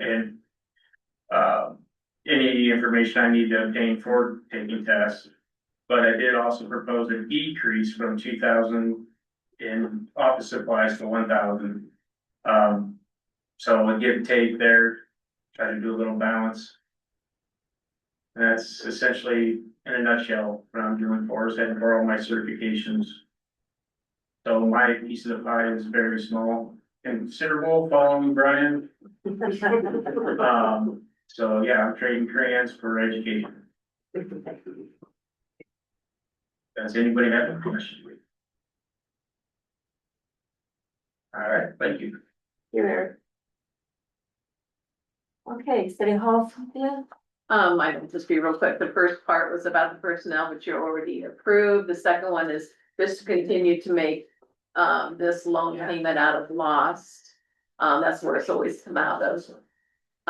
We always have equipment, things that we should have in the budget. We've made the switch to Edmunds, so in 27, we'll only pay one software cost, not two like we did, so that'll be great improvement. We've already purchased the copier. The stove and microwave up here are old, but we should have enough in the budget to replace if needed with just our regular equipment allotment. If they're not done in 26, we should flow that money through to 27. The meters reading software is due for an upgrade, but not a hardware replacement, so that is paid by the water and sewer departments, and it would just be a normal software upgrade. Sorry. When we're looking at the building, probably the big thing that we've talked about many times is the sound equipment in here. I would certainly recommend that you at least do some improvements, if not as much as we had previously suggested, but that's up to you, and we'd have to go get new quotes and stuff. The drive-up window leaks air terribly. I'm hoping to have that done yet this year, but if we don't, then if it's after July 1, it should be in 27. And the microphone at the drive-up is hard to understand, so we would need to look into that. I have no idea what those systems cost. Yeah, we have to look at that. I came through it the other day and talked to Stacy to get something. I had to shut my truck off. I still really couldn't understand what she's saying. And I didn't realize it, but she said that people complain all the time. I'm like, all right, first I heard of it. You had the truck off, they couldn't. You moved my truck off. I couldn't really, it sounded like Charlie Brown, you know, wah, wah, wah, wah. So, yeah, we'll start to investigate that. I really don't know what it would be, but. And then, of course, insurance on the building. When Charlie gives us the estimate for this April 1 to put in the budget, it's really next April 1 that's in the budget, so we're always a year back in the estimate, but I don't really see anything large in City Hall budget. And then, of course, based on the payroll decision tonight, I'll be adjusting everybody's, doing some calculations and separating out per fund and feeding into everybody's budget for those things. Okay, thank you, everyone. We'll move on to a brief discussion of the capital improvement project list. Yep, so basically, there's a few projects that, are still on the your CIP that are, in progress. We're just getting started, as Jordan mentioned, kind of like with the ball courts, the intersection projects for the material. The bridge project, we start here this coming spring, summer. Few projects that got moved up from the 2 to 5 year CIP was the third phase of the sanitary sewer, amphitheater, restroom project, Great Park, streets inventory and maintenance repair, planning, Union Drive, water main extension, and then if at the library, building and parking lot expansion on there. For 1 year. The one that kind of came up out of the blue and that was added then was to address the issues of blending the water. When we get the water supply, treatment facility up and running, there's some concerns about how that water will blend with the water that's coming out of well 3 and being treated up at well 3. I'll let Brian touch on that a little bit further here when I wrap up my CIP stuff, but anyways, that's something that we'll have to look into and consider. And that would kind of go hand in hand with the water supply treatment coming online. And the initial thought is doing a non-potable water main from the well 3 to the treatment facility on the Belknap property. But I think we gotta look at other options if they are available. It's just very early, it just came up, so we put it on there. And we'll provide more information when we get that. The 2 to 5 year CIP. Going to shift with some stuff along a little bit, a few things moved up to 1 year CIP. Yeah, addressing the issues of blending the water. Obviously, go beyond this 1 year CIP, so that's there. And then, Chris asked me to add a rec center on the 2 to 5 year CIP, so that's kind of really a quick overview of what we'll be looking at for the upcoming year and possible 5 year CIP. There's no, what, you're telling about the Vanderbilt, you got that on the 2 to 5, just because you don't think the railroad's gonna. Right now, I think it's federal fiscal year 2027, so I think, Program. yeah, we still haven't heard anything back from them, so. Yeah, Other than I think we're anything here would for happen. funding, right? We've heard that, but. Okay. Yeah, we haven't heard anything. Still got that. Yeah, I don't think that would be done. Fiscal year. Yeah. The joys of dealing with federal It is the railroad. money. I guess I thought it was all the railroad we're waiting on, but it's. Oh, it is. It Yeah. is, but then Don't think it is. DOT's got their funding process and. When the government shut down, that's brought everything to screeching halt. So I sent a follow up to them to see, they're supposed to be contacting us. And that's the emergency time. Yeah. We'll take another trip across. Yeah. So, I guess the only other thing I'd add on the CIP is, the numbers. Some of the numbers are carried over and they're fairly accurate, but, like the blending water issue, I think Brian's got some real preliminary numbers on the possible issue, but a lot of these numbers have to be ironed out and worked through yet too, so, take that with a grain of salt when you're looking for that list. So, any questions? Brian, did you want to say a couple words or wait till the next meeting on that water blending? It's up to you. That's Or- the DNR that prompted that. Right, that's up to you guys if you want it now or We later. want more information now, no, we'll wait. Can you give us a Cliff Notes version? I can do my best. Okay. So we had our DNR water inspection and as part of the inspection, we were talking about the water system and what anything we got coming up. And so we were talking about the well 4 and the treatment plant and what we currently had. And as we were talking through what was gonna happen, the DNR official started instantly, as soon as we started talking about some of that stuff, he goes, wait a minute. So you're gonna try to, what the issue is well, for the treatment plant is going to remove all the ammonia out of the water, which is responsible for nitrites, nitrates with the, reaction with chlorine. So it's going to take all the ammonia out, but because we can't take all the ammonia out of well 3, we have to put ammonia back in before it sends out to the system. Because you have to have your water quality relatively uniformly the same. Right now, with the nitrate issue that we're chasing around town, we have flush valves that after the water gets aged out in Heartland Heights, which is a dead end. There's only one line that goes out there and it doesn't circle back around, so we have to flush water to keep reasonably fresh water going out that way before the nitrates build up. Same thing at Trevero. They don't use very much water, but they got huge water mains for the fire suppression system, so we have to flush water out there to keep fresh water for them. And, so because we have that, the ammonia in the system, we will always have that issue. And right now, we're somewhere in the $2 million or 2 million gallons a month is what's getting dumped on the ground. 24 million a year is what we're going through to try and keep the water relatively fresh. So his suggestion was if we're taking all the ammonia out of the new well, and well 3 is a good producing well, if there's a way we could get raw water to that treatment plant, because we don't have the room to put treatment on that site, because the site's way too small.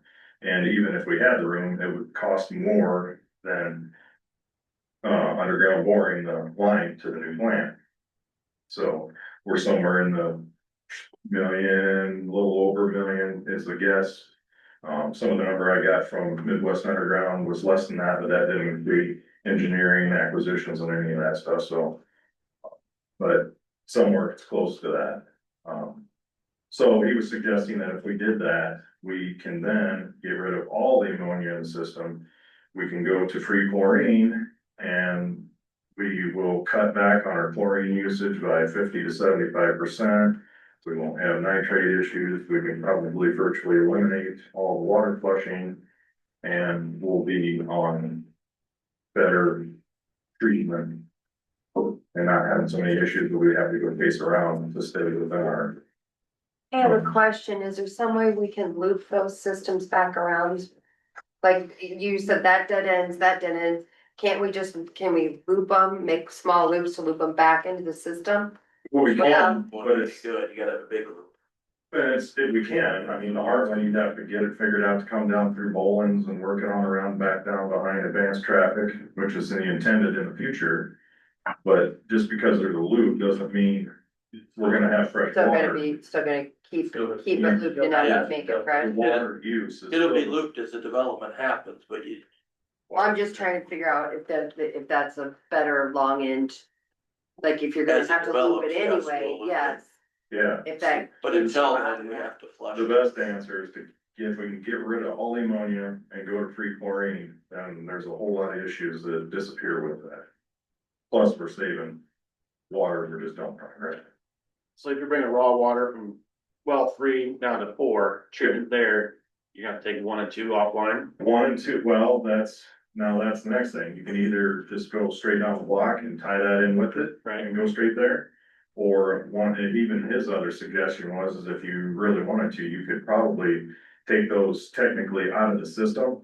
And if you wanted to run it straight over and use it as the feeder to the splash pad, then you won't have, that has no treatment in it. It just chlorine added and that's all that needs, other than it's the highest ammonia. But if you direct that Out of the system. I take it out of the system and know that those 2 wells run that until they either fail or whatever, but 1 well will keep up with that. And we can take those off, but still use them. And they had said something about, possibly if we had to drill well 5, that we were told 1 and 2 would have to come offline, and he hesitated on that and says, I don't know about that one. He's like, that doesn't sound right. And he's just going off of information. He said, there's a lot of towns that are having the same issue that you're having. And when they switched over and got rid of the ammonia, they were way better off. And so that's the reason why this kind of come up here shortly, because this was just a couple weeks ago. And so There'll be a lot more to come on this. yes, Sure, yeah. we kind of Just knew get about it, ready for- but how serious it really wasn't. So we're gonna talk to the ISG team and with Shane and everybody here in a week and bring it up and see what their thoughts are and it's just kind of put the bug out there and see if that's something that we can really look into. Do you ever get water quality on number 4 yet? We did, Okay. but I don't want to say anything because we're pretty sure that the results are not correct. Okay, fair enough. Yeah, there's a couple things that are not adding up. There's different ammonia things that they read and they're supposed to match up and they're not matching up. So they're not sure if the sample was incorrect or they tested it wrong. And who's doing our testing? So they're waiting to find out after our 45-day test, what those results are. If they're all kinds of goofed up, then they're gonna retest for everything again. So they'll pump the well for like 4 hours, take some more samples and retest it. If the 45-day one seems right and they don't have to deal with that one, then they will just do the same thing, test for 4 or run it for 4 hours, but only take the test for the ones that they don't think were correct. This time. That's just gonna make me feel all warm and fuzzy. It's, I think it was, I'm not sure if it was a lab result, we're not sure. If we go the second time and the numbers come up the same, then they're gonna have to do some investigating of what it is. Did you do the pump down test too for produce? Yes, it was 640, I think, is where they landed.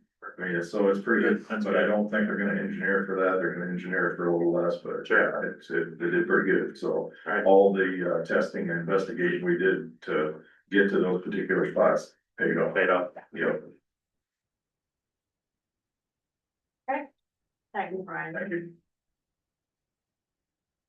All right. We'll move on to item 35, the claims list. Any questions on the bills?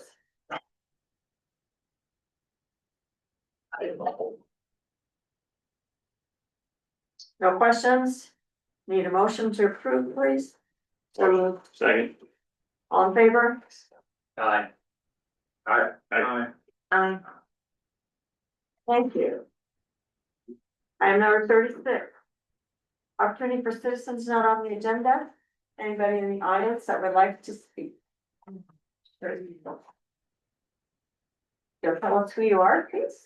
Sharon Ramsey, and I live at 609 Hillview Drive. I'm not sure who Eric is, but, okay.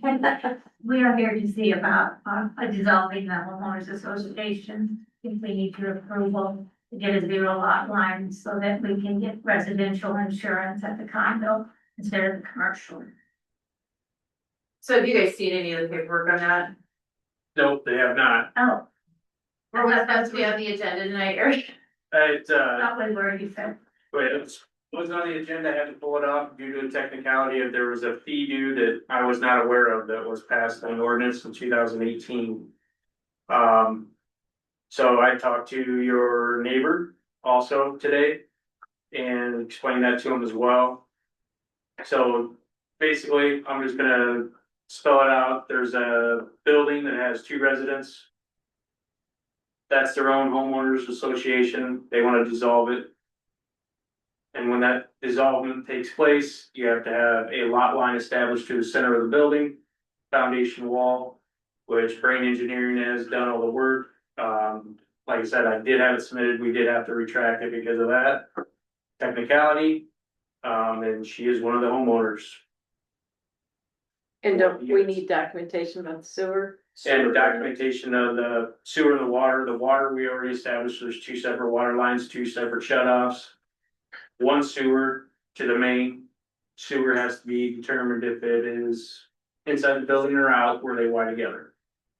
Then I know they have a lawyer involved to write up the agreement, and their original covenants does cover 90% of what it is. So it'll be peel and stick, maintaining the same color siding, maintaining the same shingles per insurance claim. Anything of that nature, The agreement with the lawyer is gonna dictate that it stays with the property per their lawyer, their terms, and all that stuff. So this is gonna be a very, very contagious thing. As they're gonna state that they are being insured as a commercial property. And we just gotta make sure all bases are covered for all of them. And I do apologize to you folks for the delay of game on this. Yeah, this is the first one of the new zero lots that's come to the city. Remember we. Yeah. This is the first one, so it's a little bit of a rough road to figure out what all we need exactly to get this through, so just a slight delay, it'll be on next month's. Or we can, If we get it. Is it possible you could do something this evening, because we're here, I was. no, we can't do nothing. No, it's a final plat, the money's gotta be put in for a final plat. And then we'll have to see the sewer agreement. Make sure it's okay. So who's doing the sewer agreement? Is that? That's up we're to you supposed to be guys, finding? yeah, you guys. are No, supposed to get it well, through. Your attorney can prepare the it. attorney has, Yeah. which when I talked to Eric, he had everything prepared, this, and we're in agreement with everything as far as the sewer problem. There's no, With the lawyer gave me a statement of waiting to see what the city was gonna require. And gave me a letter, an email stating that he has documents prepared and is ready to prepare them. But did not wanna prepare them accruing the homeowner's money spent until a judgment was made, yea or nay.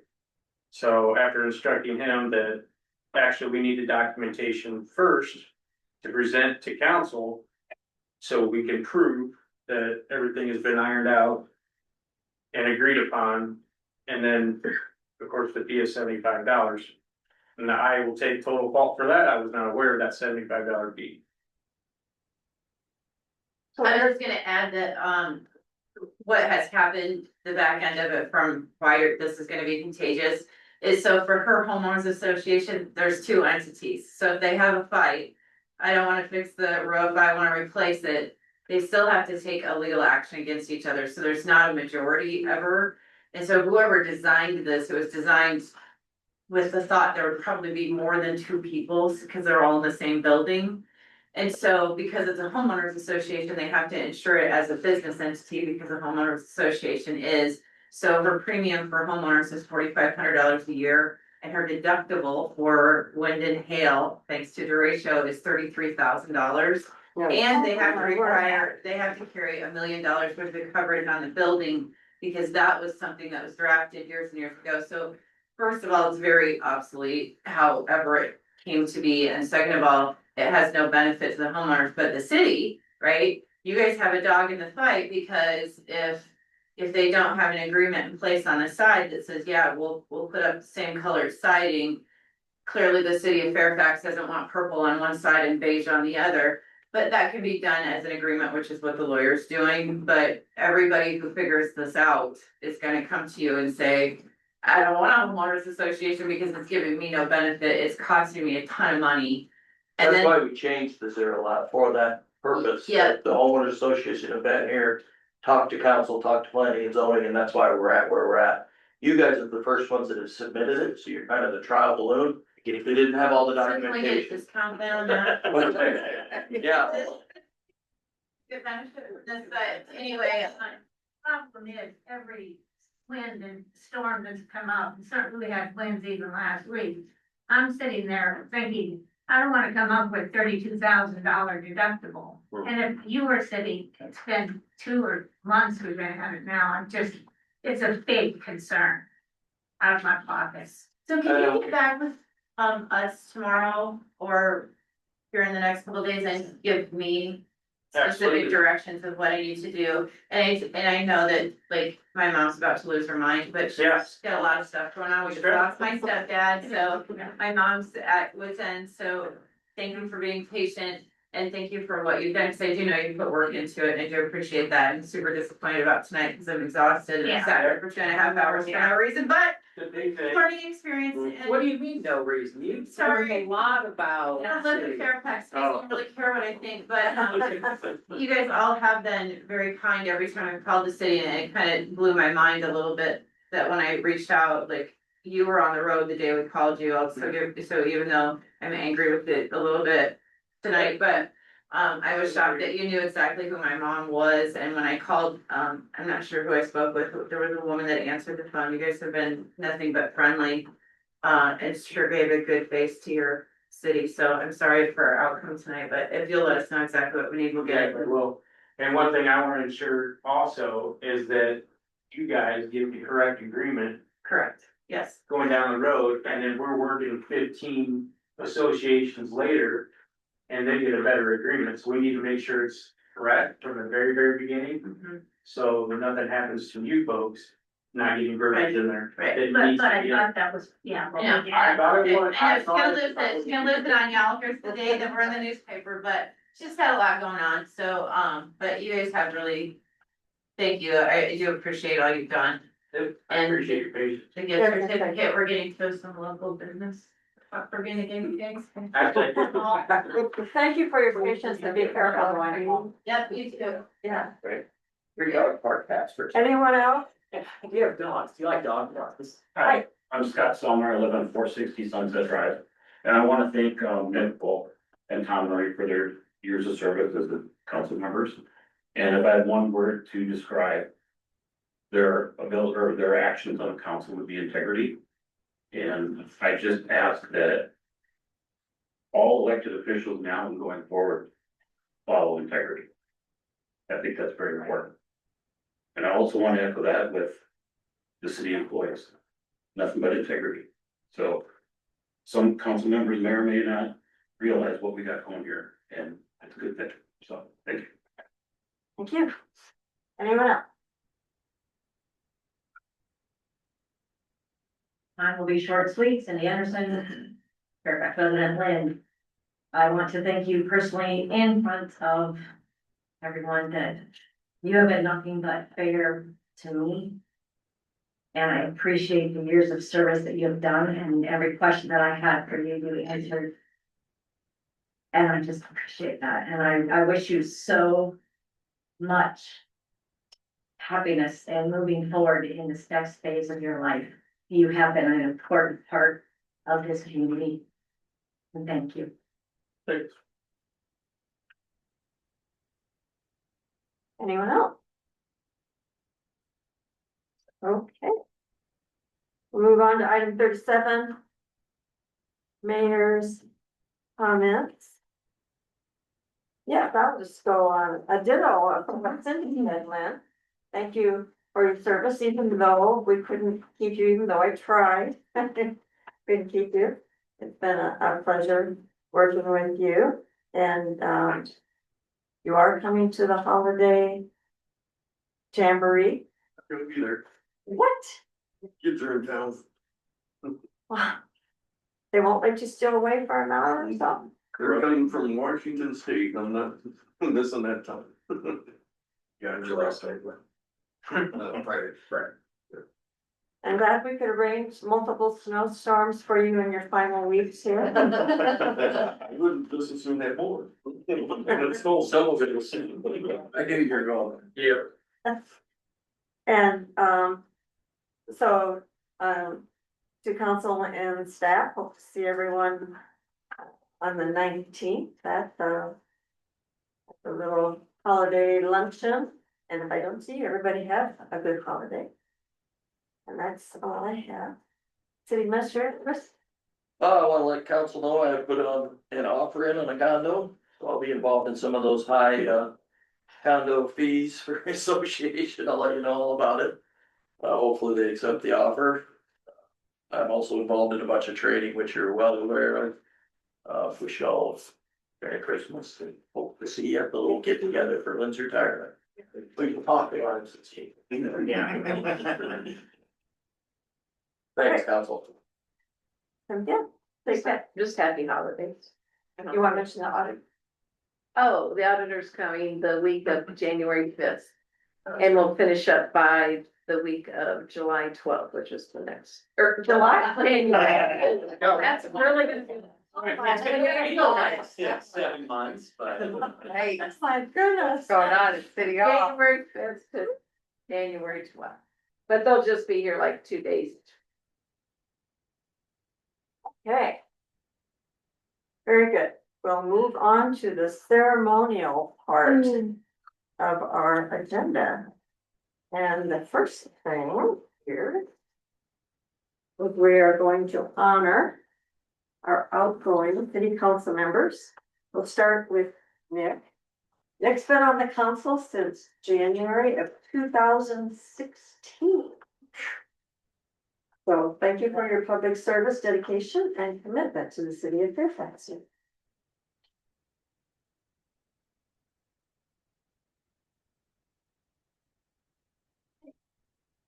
Next, we're gonna honor Tom Murray. Tom has been on the council since January 2022. And also like to thank you for your public service and dedication and commitment to the city of Fairfax.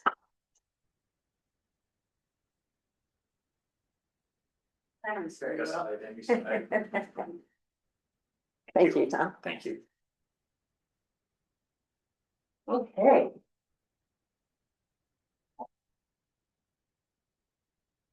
Then we will continue on with the oath of office that will, incoming council members as of January 1st, and the mayor. We'll start off with myself, giving myself this.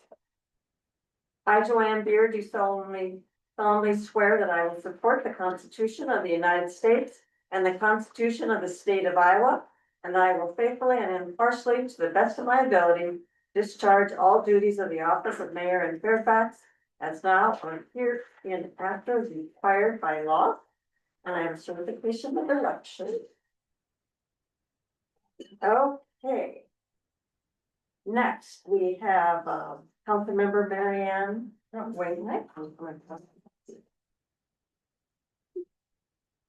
I, Marianne Wainwright, do solemnly swear that I will support the Constitution of the United States and the Constitution of the State of Iowa, and that I will faithfully and impartially, to the best of my ability, discharge all duties of the office of council member in Fairfax as now or hereafter required by law. Okay. Next, we have Wendy. Nathan, do I go up to the podium? That might be good. Thank you. Get there, it's at the same.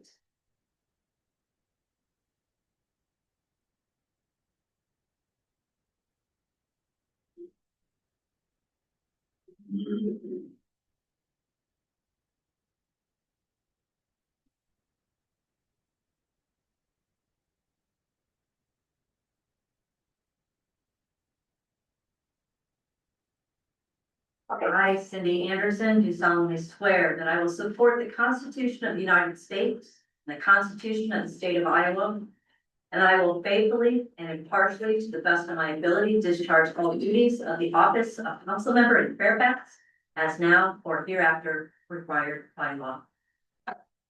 Thank you, Cindy. Congratulations. Congratulations to Marianne as well. All right. There's Molly. I, Deb Molly, do solemnly swear that I will support the Constitution of the United States and the Constitution of the State of Iowa, and I will faithfully and impartially, to the best of my ability, discharge all duties of the office of council member in Fairfax as now or hereafter required by law. Congratulations, Deb.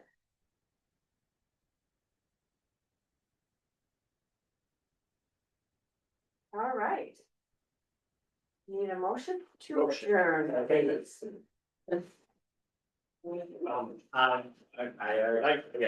Everybody did, safe going home. Did you pass that thing?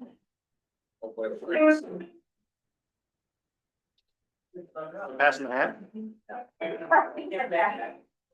Oh.